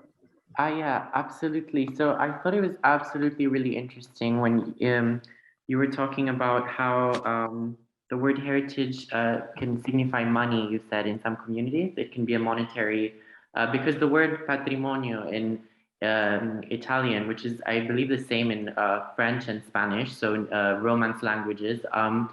Actually, the word, it doesn't translate fully to heritage the way it does in English, and it encompasses a broad range of meanings, which is very ambiguous. If you go up to someone in Italy and you say the word patrimonio, for example, it definitely can mean heritage as in monetary heritage.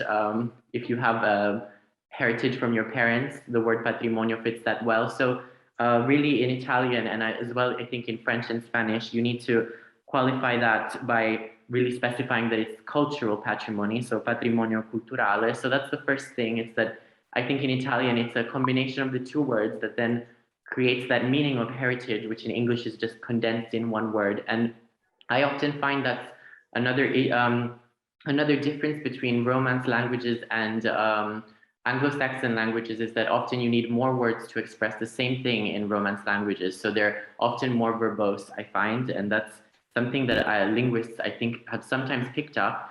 And then the other second part of that, immateriale, instead of intangible, what that literally means in Italian is not material. So it is something that you cannot touch, but it is not exactly quite the same thing as intangible. So once again, the direct translation is a bit more complicated. So it's not really super easy to translate these terms. But yeah, I found that really interesting, especially the bit of money and patrimony being linked. So I think that's similar to what we discussed for the Nepali language, that the murta word would mean it's a solid physical thing, and therefore putting an opposite in front of it by saying amurta, you are implying it's not the physical, it's not solid, it's not tangible. I think that's how it came. But that's just the terminology.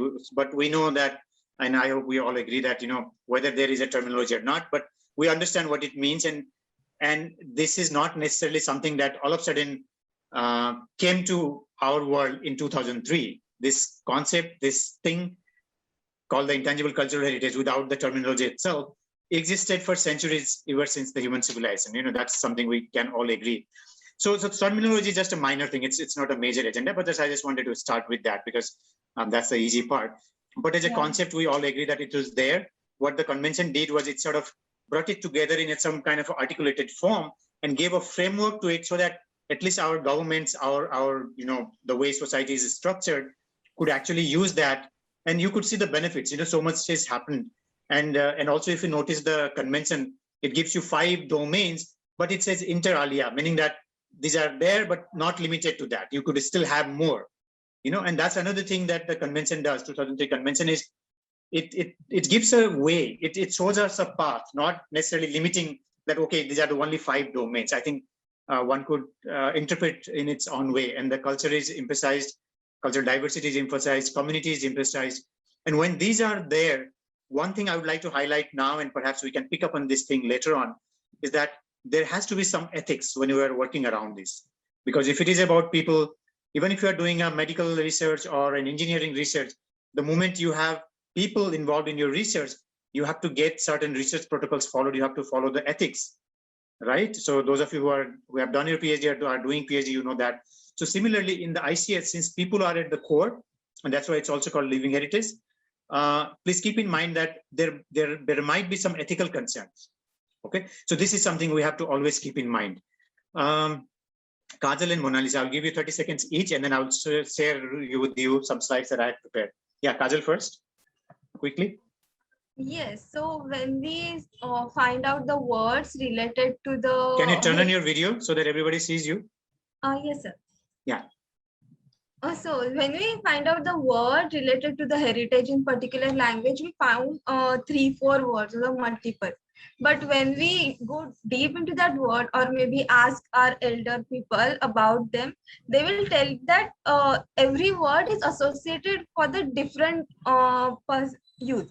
Like in Marathi, where I search the Varsa, which we search the word related to heritage, comes the Varsa, Sanskruti, Paddhat, Parampara. So Varsa maybe belongs to the built heritage, but the Sanskruti is something we perform, or our festivals. The Paddhati or the Parampara might be associated with the family only, or the Uttardan, which is one which can be passed from the parents to the children, like they have the family jewelries or the statues, etc. So that's something different in every language, and we try to bring everything under the built heritage or the intangible or tangible aspect. So that's one. Right. That's a good point, Kajal. I think that connects to the earlier discussion of diversity. So each culture have some connotations which connects to heritage, and we didn't have. So this discussion is not about which one to pick. The discussion is actually to recognize each of these diverse aspects, because they are not there in isolation. They are always interconnected somewhere. So I wanted to sort of hint at that there might be many concepts, many different ways that we can look at this, and so we have to recognize that. Briefly over to Mona Lisa for 30 seconds. Thank you, Nilkamalji. Yeah. Same in line with our colleague from Italy has said, like this heritage actually means something different. Like as for Nepal, you already mentioned like what heritage mean. I want to share experience with the Portuguese language, even though I'm not expert in Portuguese. They also mean like they call it patrimonio. And patrimonio also mean property. Like when you go to the tax office, then sometimes you see like patrimonio. And I was so curious, like why the heritage is there in the tax office, right? But actually it means like a tax for this property. So like properties from your father and those like inheritance. So that kind of the, right. It's also mean that. Also, I think it's the same in Indian language also, like they call it dharor, and like in Nepali also. So yes, yeah, absolutely. Yeah. But I think that's nice, because what that means is heritage is ours. It's ours. It's not somebody else, and therefore it's ours. It's been given to us by our forefathers, and therefore the intergenerational transmission is a key concept in ICS convention. So the recognition of these multiple words and meanings and the approaches is not to discourage us. We don't need to be scared of this. we need to be very proud of this, that actually this is not a new concept. This has been in our traditions, in our concept. It's just that we might not have used a certain concept, certain word, terminology, but actually this is our concept. So it's very much about us and what we have had for many generations. So that's the point. So let me just quickly go through a few slides I put together as a way to contextualize this discourse of intangible cultural heritage.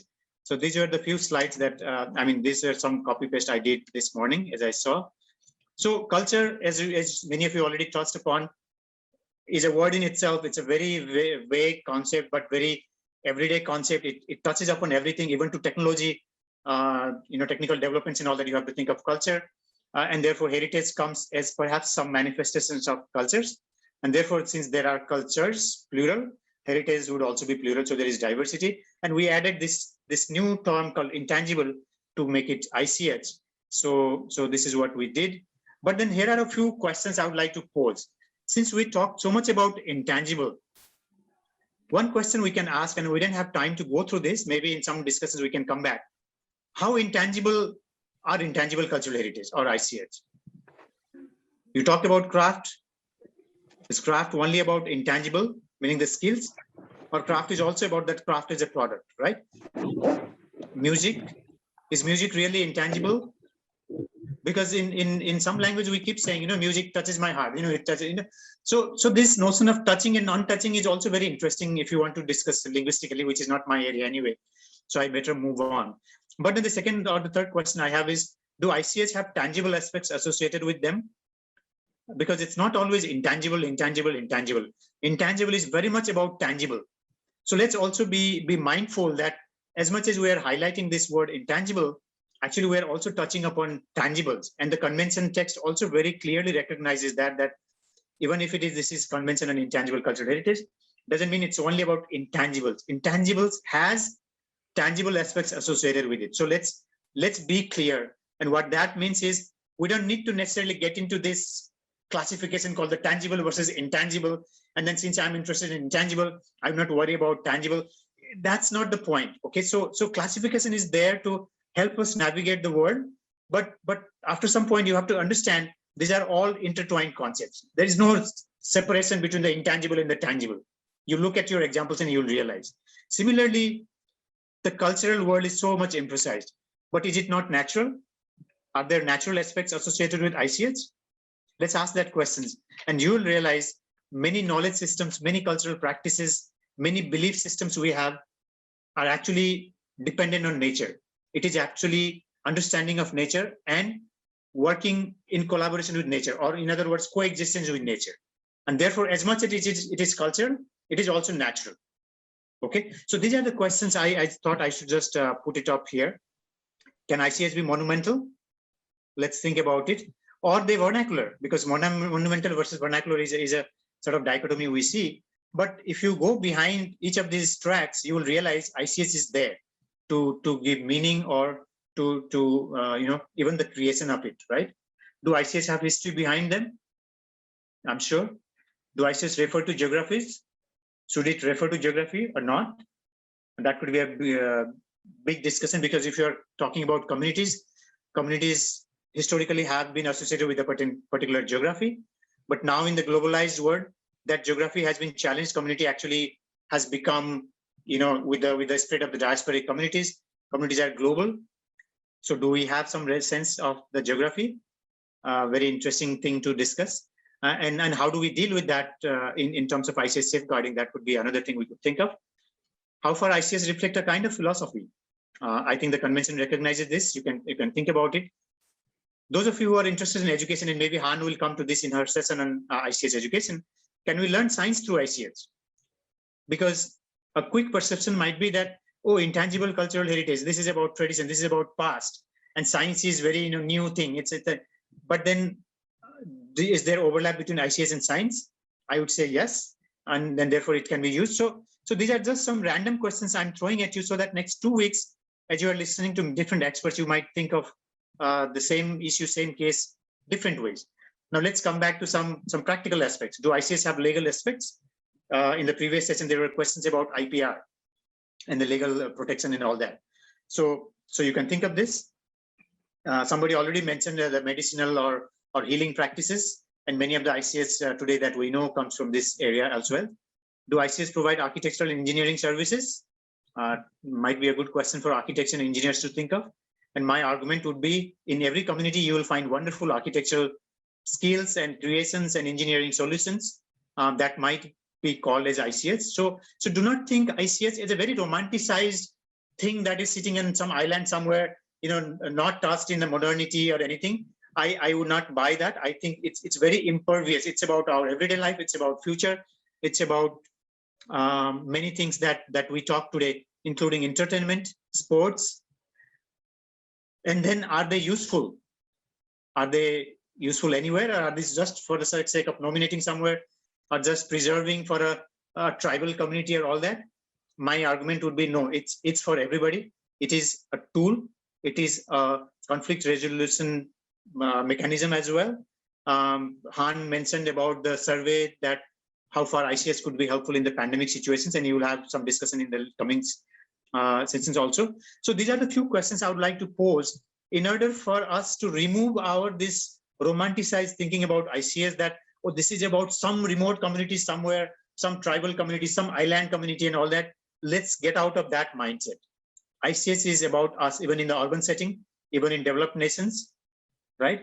So we need to expand our thinking about ICS, our framework. The discourse needs to be expanded. And that is right there when you look at the blue book, the basic text of the convention, which is printed in blue. So it's blue book. This is from the website.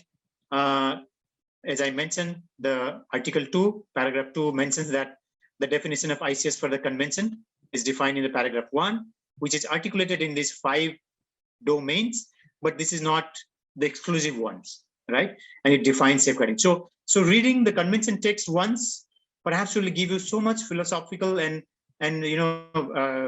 deeper understanding of what are the concepts. And that is because this convention didn't come just over the course of 1 year or 2 years. There is enough history. All of us probably are more familiar with the World Heritage Convention from 1972. But if you actually think about the intangible cultural heritage, without particular the term, but the concept, what I find, and this is my personal opinion, as I look into various documents in history, and all of us from the heritage sector know that Venice Charter is considered as the landmark document. We criticize it also for sort of highlighting so much monument-centric idea of heritage. But if you look at Venice Charter, read carefully. The very first paragraph of Venice Charter starts with this, which I quote: "Imbued with a message from the past, the historic monuments of generations of people remain to the present day as living witnesses of their age-old traditions." The highlight in red text is actually in the Venice Charter in the very first paragraph. Isn't this what we meant by the ICH, age-old traditions? Now, the second paragraph, somewhere the Venice Charter also says that its principles guiding the preservation and restoration of ancient buildings should be agreed. This is one of the articles of the Venice Charter, should be agreed and be laid down on an international basis, with each country being responsible for applying the plan within the framework of its own culture and traditions. Again, this is Venice Charter in 1964, giving one of its principles about preservation and restoration of ancient buildings, very tangible monument. But what is highlighting is that this needs to be understood and applied in the framework of the given culture and traditions. Again, see, ICS is already recognized there as the pretext, right? And therefore, whether you look at ICOMOS, whether you look at World Heritage Convention, you will find ICS there. The only dilemma I would say is the very terminology, monuments and sites, perhaps hinted more towards the very tangible monument-centric thing. And in the World Heritage Convention, the word property, and there is no wonder why in Nepali it's sampada or patrimony in many European languages. Perhaps maybe there is some bit of dilemma there. I don't know. This is my thought, as I connect it to the previous discussion. But if you think about further different conventions, not the cultural conventions that Han pointed out earlier, that there are 6 UNESCO cultural conventions. If you look at other conventions, the nature or the biology conventions, I think the 1992 Convention on Biological Diversity, keep in mind, biological diversity. This is a very scientific convention worried about the biological diversity. If you read this, it talks about, in Article 10, not only in that, in its preamble also, it mentions somewhere that here in the third paragraph, you see, from the use of traditional knowledge, right? So already traditional knowledge, a very important domain of ICH, is already acknowledged in the 1992 Biodiversity Convention. And if you look at its articles, this one in red very clearly says, protect and encourage customary use of biological resources. Why? This is the Article 10, sustainable use of components of biological diversity. This is for the state parties that as far as possible, they should protect and encourage customary use of biological resources in accordance with traditional cultural practices that are compatible with conservation of our sustainable use requirements. See, already this is recognized without using the term ICH. The one of the domain, the very key aspect is already recognized. Article 17 of the same convention, while it's talking about exchange of information, it does emphasize on indigenous and traditional knowledge in combination with the technologies, right?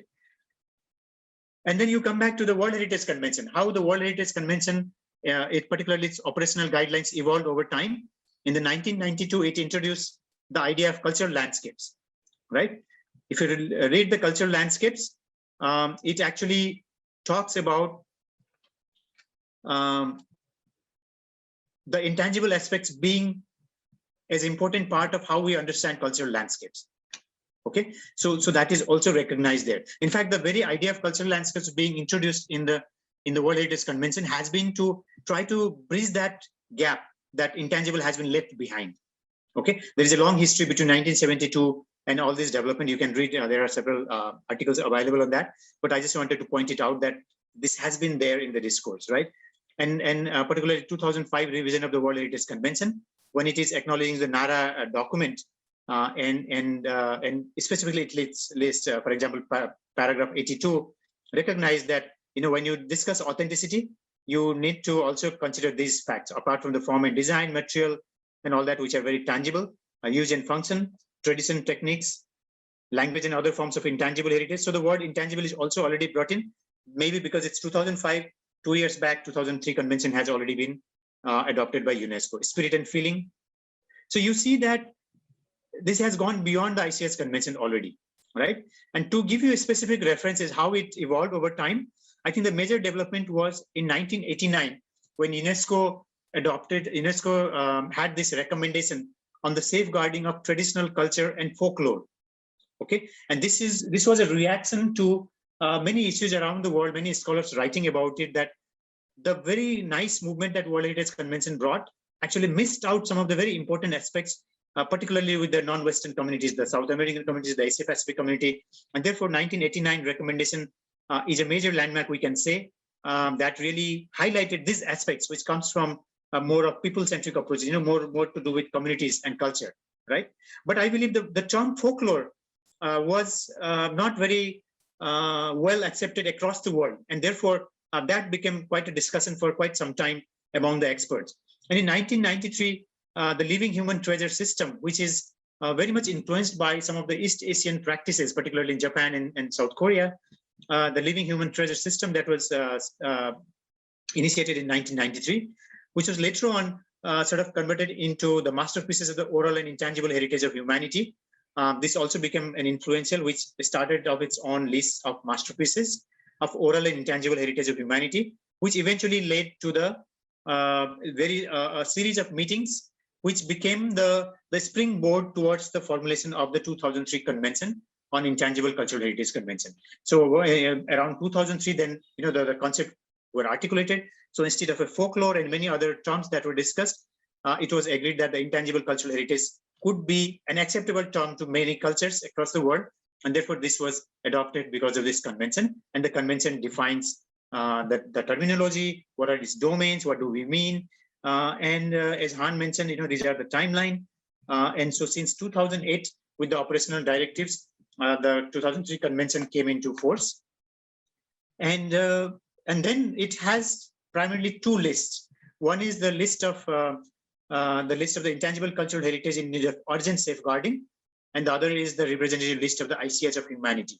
So one is the representative list, that any ICH element that we feel good about can be nominated in this one to represent about a particular community. And then other one is if a particular element is in need of some kind of help, in need of urgent safeguarding, then one can right away nominate into that list. You will discuss about this list in one of the upcoming sessions. But here I wanted to point out a few things. As Han mentioned, one of the nice things that the 2003 convention did with these two lists is there is no linear process. Because if you know about the World Heritage Convention, you first go to the tentative list and you can nominate to the full World Heritage list of World Heritage sites. And if you don't manage well, you end up in the World Heritage list in danger. And there is this linear, and there is some kind of a process implied, and there is a dilemma that the list in danger is considered as not a good list, right? That's why the Nepal government has been working hard to make sure that the Kathmandu Valley World Heritage Site is not put into the danger list, because the Nepal government feels it's an insult. Whereas that's not the core idea of the danger list, right? So there are these kind of nuances in the World Heritage Convention, which are nicely addressed in the ICS Convention by way of introducing these two lists. Not necessarily that you have to go from one to another. You can actually right away nominate something to the representative list or to the urgent safeguarding list, and there is no insult, there is no unnecessary value or unnecessary connotation attached. So if some element is need of urgent safeguarding, you nominate it right away to that and sort of get international assistance to the safeguarding process. Whereas if you want to just share a representative list, you don't have to have an outstanding ICS element, as would the World Heritage Convention would say by outstanding universal value. So that, as Han mentioned in her keynote lecture, that this idea of being outstanding or a sense of competition is also resolved in the ICS Convention. To me, that's the nice thing, right?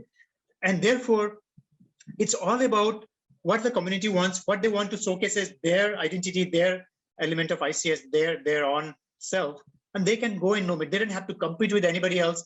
They don't have to say that we are this outstanding or that. I mean, anything, as much as it matters to community, and as long as the community is willing to showcase it to the international community, the nomination can happen, right? So there are a few aspects that Intangible Cultural Heritage really has given a new momentum to the broader heritage discourse.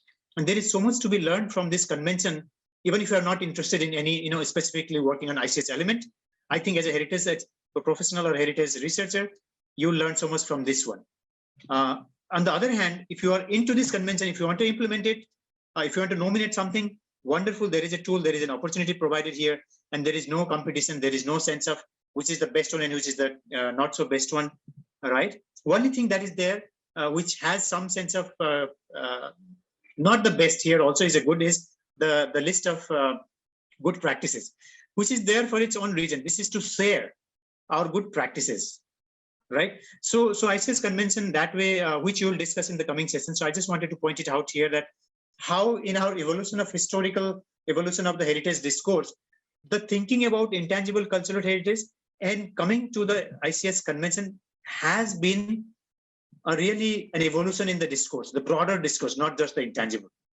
Okay, and in terms of the tools, in terms of the methodology, in terms of ethical issues, in terms of processes, and in terms of social equity and justice, from all these points of view, I think the intangible cultural heritage discussion in the past 4 decades or so has really helped the global heritage discourse to evolve in a very mature state, and it has accordingly come up with its own instruments. I think governments have now really enhanced their governance system also because of this. And because of this, today, as everybody is talking about the Sustainable Development Goals, it makes perfect sense for us to look at all these 17 goals and think about it. Where do you find ICS not being relevant? Whether you're talking about the poverty or eliminating hunger or your well-being or reducing inequalities, right? Peace and justice, partnership, ICS is all there. However, one word of caution I will also give is, just like anything that is cultural, not everything is perfect. Things need to be changed. Things need to be criticized. Okay. And therefore, as you're talking about reduced inequalities, perhaps not our traditions are gender friendly. Not all our practices are achieving social justice, right? And this is where the Intangible Cultural Heritage Convention also gives you a clause that if you want to nominate any ICS element to under this convention, you have to also look into the human rights instruments, human rights concepts, right? Because today there are fundamental human rights that have been recognized, okay? And human rights violation cannot be accepted. Now, this also allows and pushes governments to think about their social problems, social challenges. And by way of working with the ICS instrument, there is an opportunity for us to also address some of the shortcomings in our traditional practices, some of the flaws in our customs and traditions. And I think it's time to move on from those. It's time to also improve, because as many of you also discussed, the idea of intangible cultural heritage is not a static one. It might have its origin in history in the past. It might be coming from a tradition, but it doesn't mean it has to stick to a certain past. It is always evolving. It's dynamic, right? Therefore, intangible cultural heritage needs to be understood in that light. And when we do that, since we are dealing with people, ethics becomes a very important point. And for ethics, we can refer to the ICS convention. This is one of the important cultural conventions where ethics has been introduced as a very important aspect, and there are sections devoted to ethics. I will just refer to that at the end of it. Yeah, let me do that, and then I will pose a few questions before I end. So how much time I have? I have about 10 minutes, so I'll just show 2 minutes to this ethics page from ICH, and then I will be stopping. So this is the ICH homepage, which you have been given in your resource booklet. If you go here, there are some ethical principles for safeguarding intangible cultural heritage that has been discussed and debated and put together. And here there are a few principles. There are 12 principles, if I'm correct. And into these principles, there are a few key concepts that are highlighted in bold here, right? The question of who decides, who are responsible?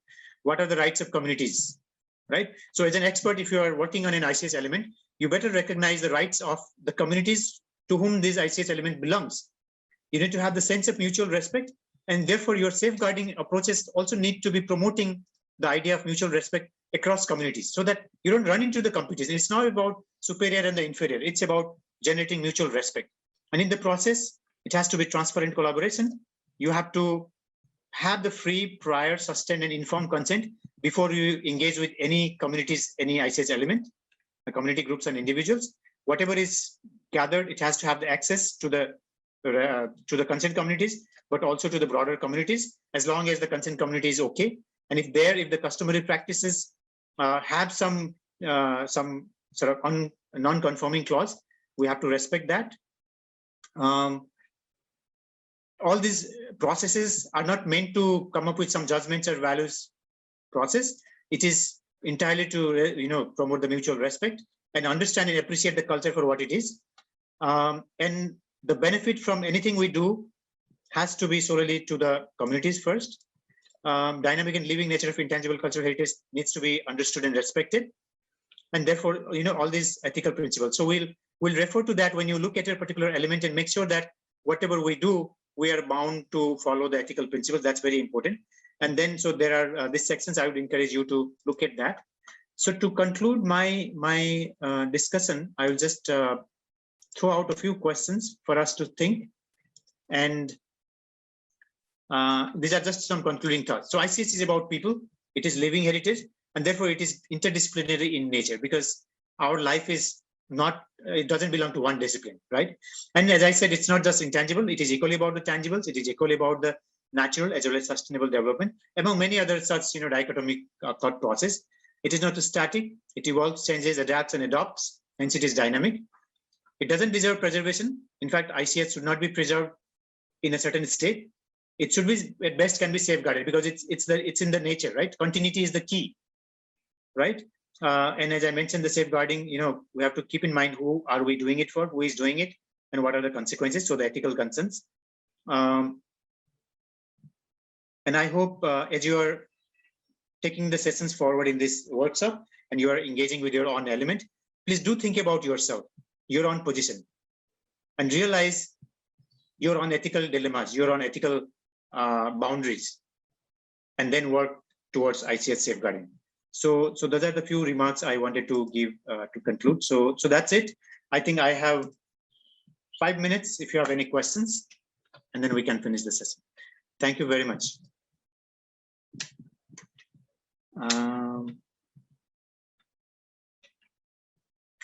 Yo Jong Kim has a question. Some ICS may no longer exist as it has disappeared from its culture due to modernization of cities, but one only remembers it from history books. Do you think documenting such extinct ICS also has a significant value? If you look at the 2003 convention, the definition, we're talking about living heritage. So if there are no communities left, then perhaps this is not that living ICH. Of course, there will be some values in documenting it and at least knowing, but I don't think in the framework of the convention, it is not interested on those things. But if you have even one person who is practicing that, one person who bears that, then it is still qualifying, because the convention says communities, groups, and individuals. So even if there is one individual, I think we should, it is worth documenting, it is worth safeguarding and promoting. That's what I would say.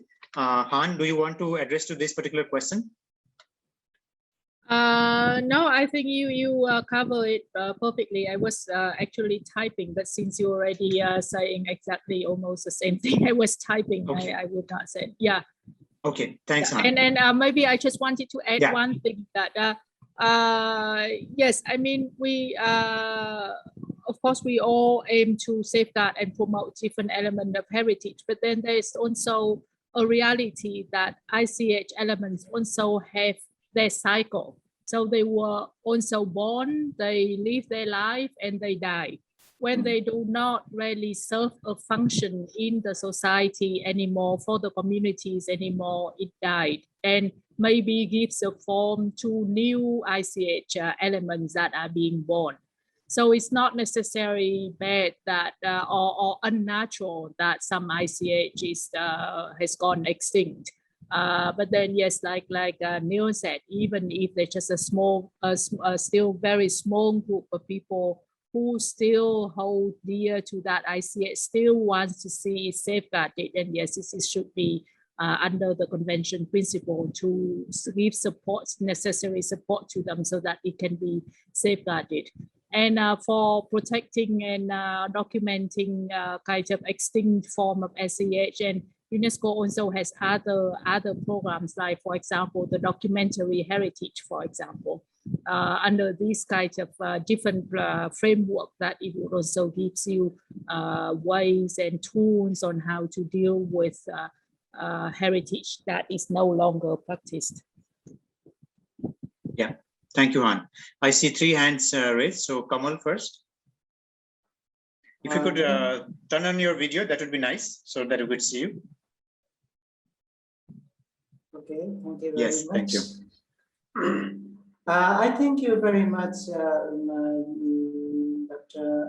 Nilkamal. Your presentation is very interesting and so comprehensive. And you raised many the important things. And I just want to say in Convention on Biological Diversity, they have a special article that's called Article 8J, deals with these traditional knowledge and practices and innovation of these IPS indigenous peoples and local community. For these regards, I think the customary system of the communities is very important to this safeguard system in its intangible cultural heritage. But I see there are many challenges today we are facing in community level because of many intangible, the associated with the tangible is now is under threat. And because of many development and city expansion and hydropower expansion. So in this point, I feel how to protect this our property and how we can continue to share with the future. So there, so maybe we can make some assignment to focus on this protection and promotion. So that's my personal concern. You also said this the free prior income consent. I'm not sure on this convention what is the mechanism on these regards and how the benefit will share with this all the owners or communities. That's my small concern. Thank you very much. Yeah, I think you are absolutely right. Despite those recognitions, there are challenges, particularly with the big development projects, which are of economic interest to the governments or some certain other communities. And how do we deal with that? I don't think we have a concrete answer to that. But my sense would be that since these instruments are intergovernmental level, if there is an inventory belonging to each communities, and if the government recognizes that certain areas have certain communities and they have these practices related to the land or to the biodiversity or several resources and all that, I think there might be a fair chance to negotiate what is the win-win situation for both sides, because I don't think ICS safeguarding would mean that you stop any development projects and all that, even if those conflicts are there. But perhaps we can look at how best to safeguard. And one of the opportunities that ICS allows is it doesn't have to be a place-based necessarily always. It can be, as long as there is a community, as long as there are cultural forces, ICS can survive. And so I think that perhaps gives us some bit of opportunity, which might not be there with the biodiversity per se, but the cultural diversity has that opportunity, but as long as the framework allows. So I think it can be used as an instrument, as a tool to not only recognize, but also to negotiate with various frameworks that a government might be working with. That would be my thinking. But another thing would be just like the networking opportunity, since these are UNESCO instruments, in the extreme cases, there might be international discussion as well. That would be my hope. But Han, do you have anything to add on to this challenge that Kamal mentioned? Well, I mean, yes, it is indeed a big challenge, not only impacting intangible cultural heritage, but then also tangible cultural heritage as well. Largely, we are actually dealing with a few cases in the countries we are working in. Big hydropower plants, for example, are being planned for in a country that we're working with, not to mention the name. But so yes, it doesn't only potentially bring negative impact on the one heritage site to which the hydropower plant is being proposed, but also on the communities who are living along the river. Even though their ICH elements have not been inscribed under any of the list, but according to the 2003 convention, all ICH are equal, and it is our effort to safeguard this ICH as well. So the framework of heritage impact assessments, HIA, heritage impact assessment, are very important. It provides you with tools and measures to evaluate the impacts that would be imposed on both tangible and intangible. And as Neil said, we don't aim to really go against the development. The development still can take place as long as it doesn't negatively impact on this ICH, and also importantly, mitigation measures are being proposed and implemented. For example, when you relocate a community for hydropower plant project, what kind of support that you would be able to give them to ensure the environments that they have been practicing their ICH, so that they can continue to do that even after they have been relocated to a completely new environment. Yeah, thank you, Han. I see in a chat box question by Raj Suwal, but he has raised your hand, so I believe he will be asking that question. I'll now ask Ritik Pramod to unmute and ask his question. Yeah, thank you, sir. Like my question was basically intangible heritage, they're passed down from one generation to one other generation orally. And then in these days, due to economic conditions and other factors, the people, they shift from villages to the city in terms of menial jobs, and then they lose their contact with their traditions and the rituals which they used to follow in the villages. So like how can we appropriate proper funds to them? Because for them the art is sacred, but at the same time, due to the economic conditions, they can't make profit out of it, or they can't clearly proceed to further appropriation of the art forms. Yeah, absolutely. I think that's the reality, unfortunately, with many communities. In my opinion, the way to address that is first is not to romanticize that ICS becomes its island. In fact, to see it in the larger socioeconomic context, and what that means is, as you rightly said, that has to contribute in their livelihood. So that is very important. But also, I think, along with the livelihood, that also should bring them respect.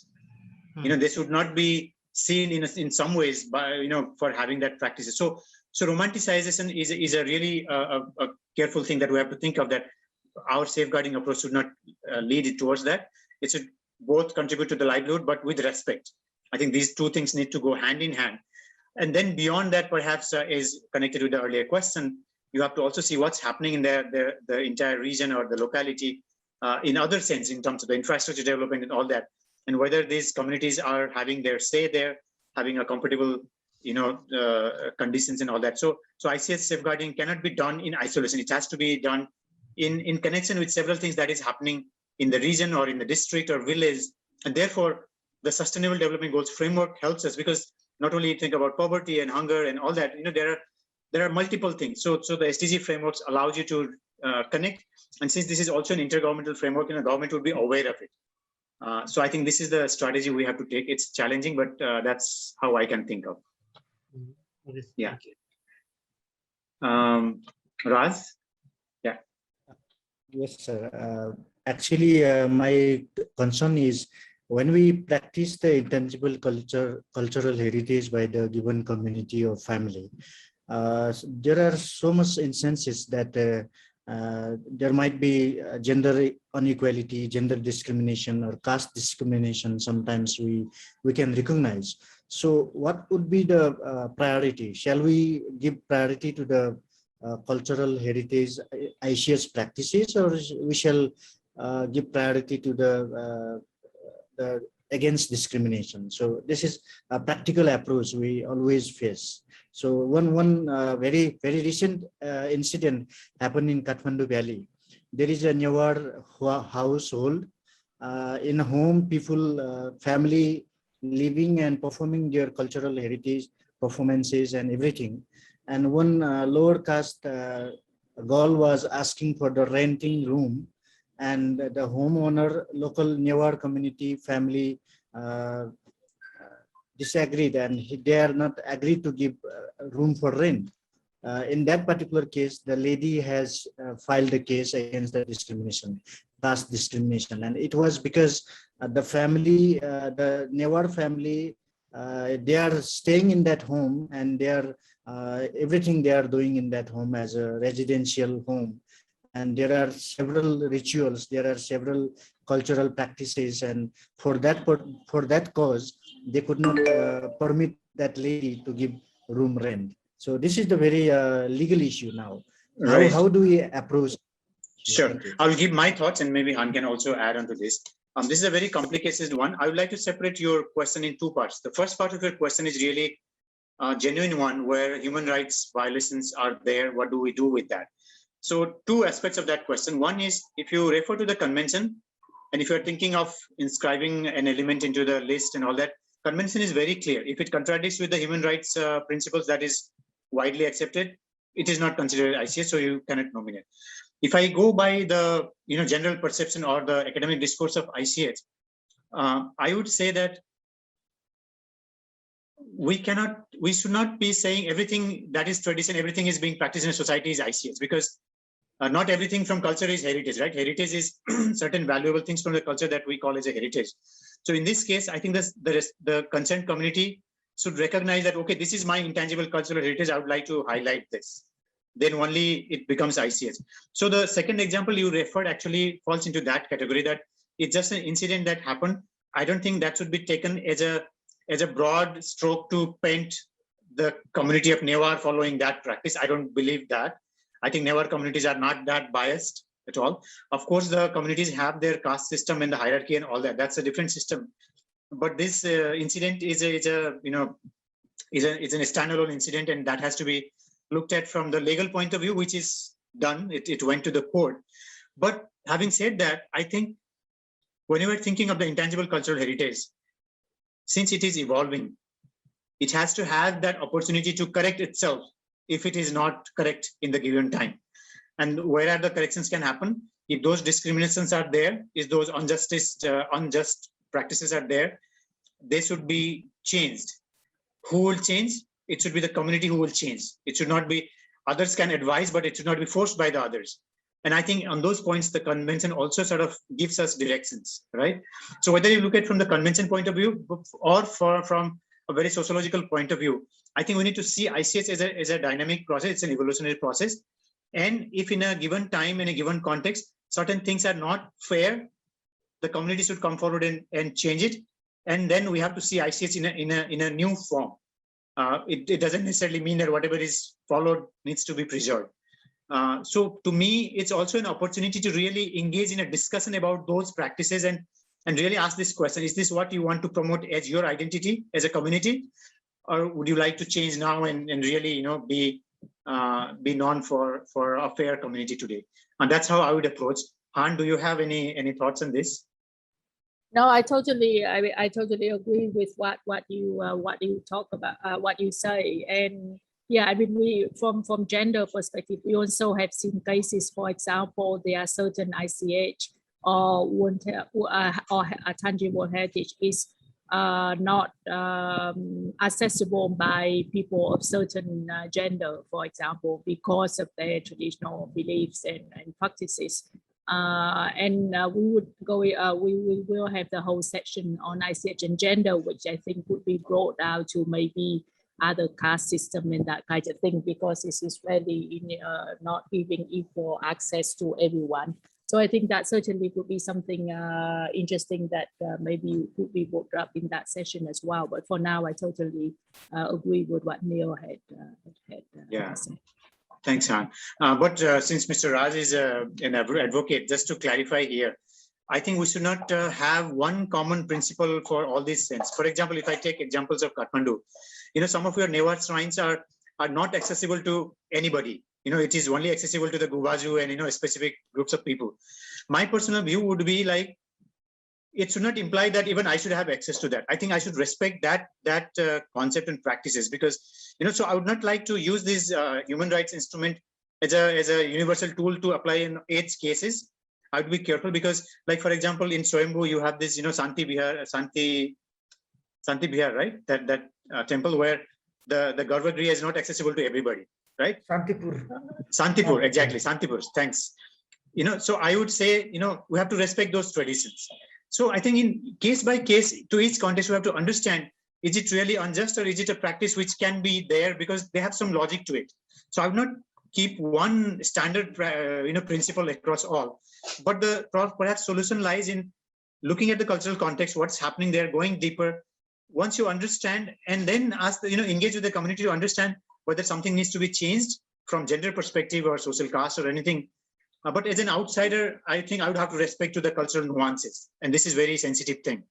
That's how I think, as Han said, we'll come back to this later on. But now let's move on to Lubna. Lubna? I wanted to bring up a different subject. Yeah. Having worked with my own government, I see that I find that there is a problem with the whole mechanism of nomination, where only the state party is allowed to nominate. So like we had this, my government has nominated, and the UNESCO has also accepted the nomination of a very popular rally that we have on the Independence Day or Victory Day. But that is an invented tradition. It doesn't have anything to do with the communities. It's a very political practice. So while there are so many endangered practices which need to be highlighted, my government is not willing to nominate them. So there I find that maybe UNESCO could consider thinking outside state party nomination. Yeah, this one I believe I will pass on to Han because I cannot. Yeah, thank you, Lubna. Yes, I think you raise an issue that we have heard before, and then all these difficulties even compounded by very limited resources that the Convention Secretariat has. So it gets to the point that where now only each country basically only could have one element evaluated every 2 years and that kind of thing. So it really makes it even more slower for anything that get nominated. The listing mechanism actually has been a discussion, or the review of the listing mechanism has been an issue that had been reviewed over the past, I must have say, 3-4 years. It started with an expert meeting. Recently, there was 2 open-ended intergovernmental meetings taking place. And then they provided with some recommendations, and this recommendation would be reviewed by the Intergovernmental Committee meeting at the end of this year. So I can send you the link of this meeting where you have on this the discussion and also on the recommendations that they have. It just came out last week. I haven't had a chance to really review it to tell you now what changes that had been proposed. But you could maybe have a look at that and see, hopefully is a better. I think I observed some of the discussion and it really focused a lot on the roles of the community during the nomination process, which had not been which had been emphasized, but maybe not maximized during the nomination process. So hopefully that would be bringing in some fresh air from the community's perspective. I will put the link in the chat. That would be nice. Thank you, Han. With this, my time is up. So it's 12:30 India time and respective times in your zone. So my time is up for the session. It was wonderful to interact with you. I hope this was somewhere helpful, and hopefully some of the themes, some of the questions will be continued in the coming sessions as well.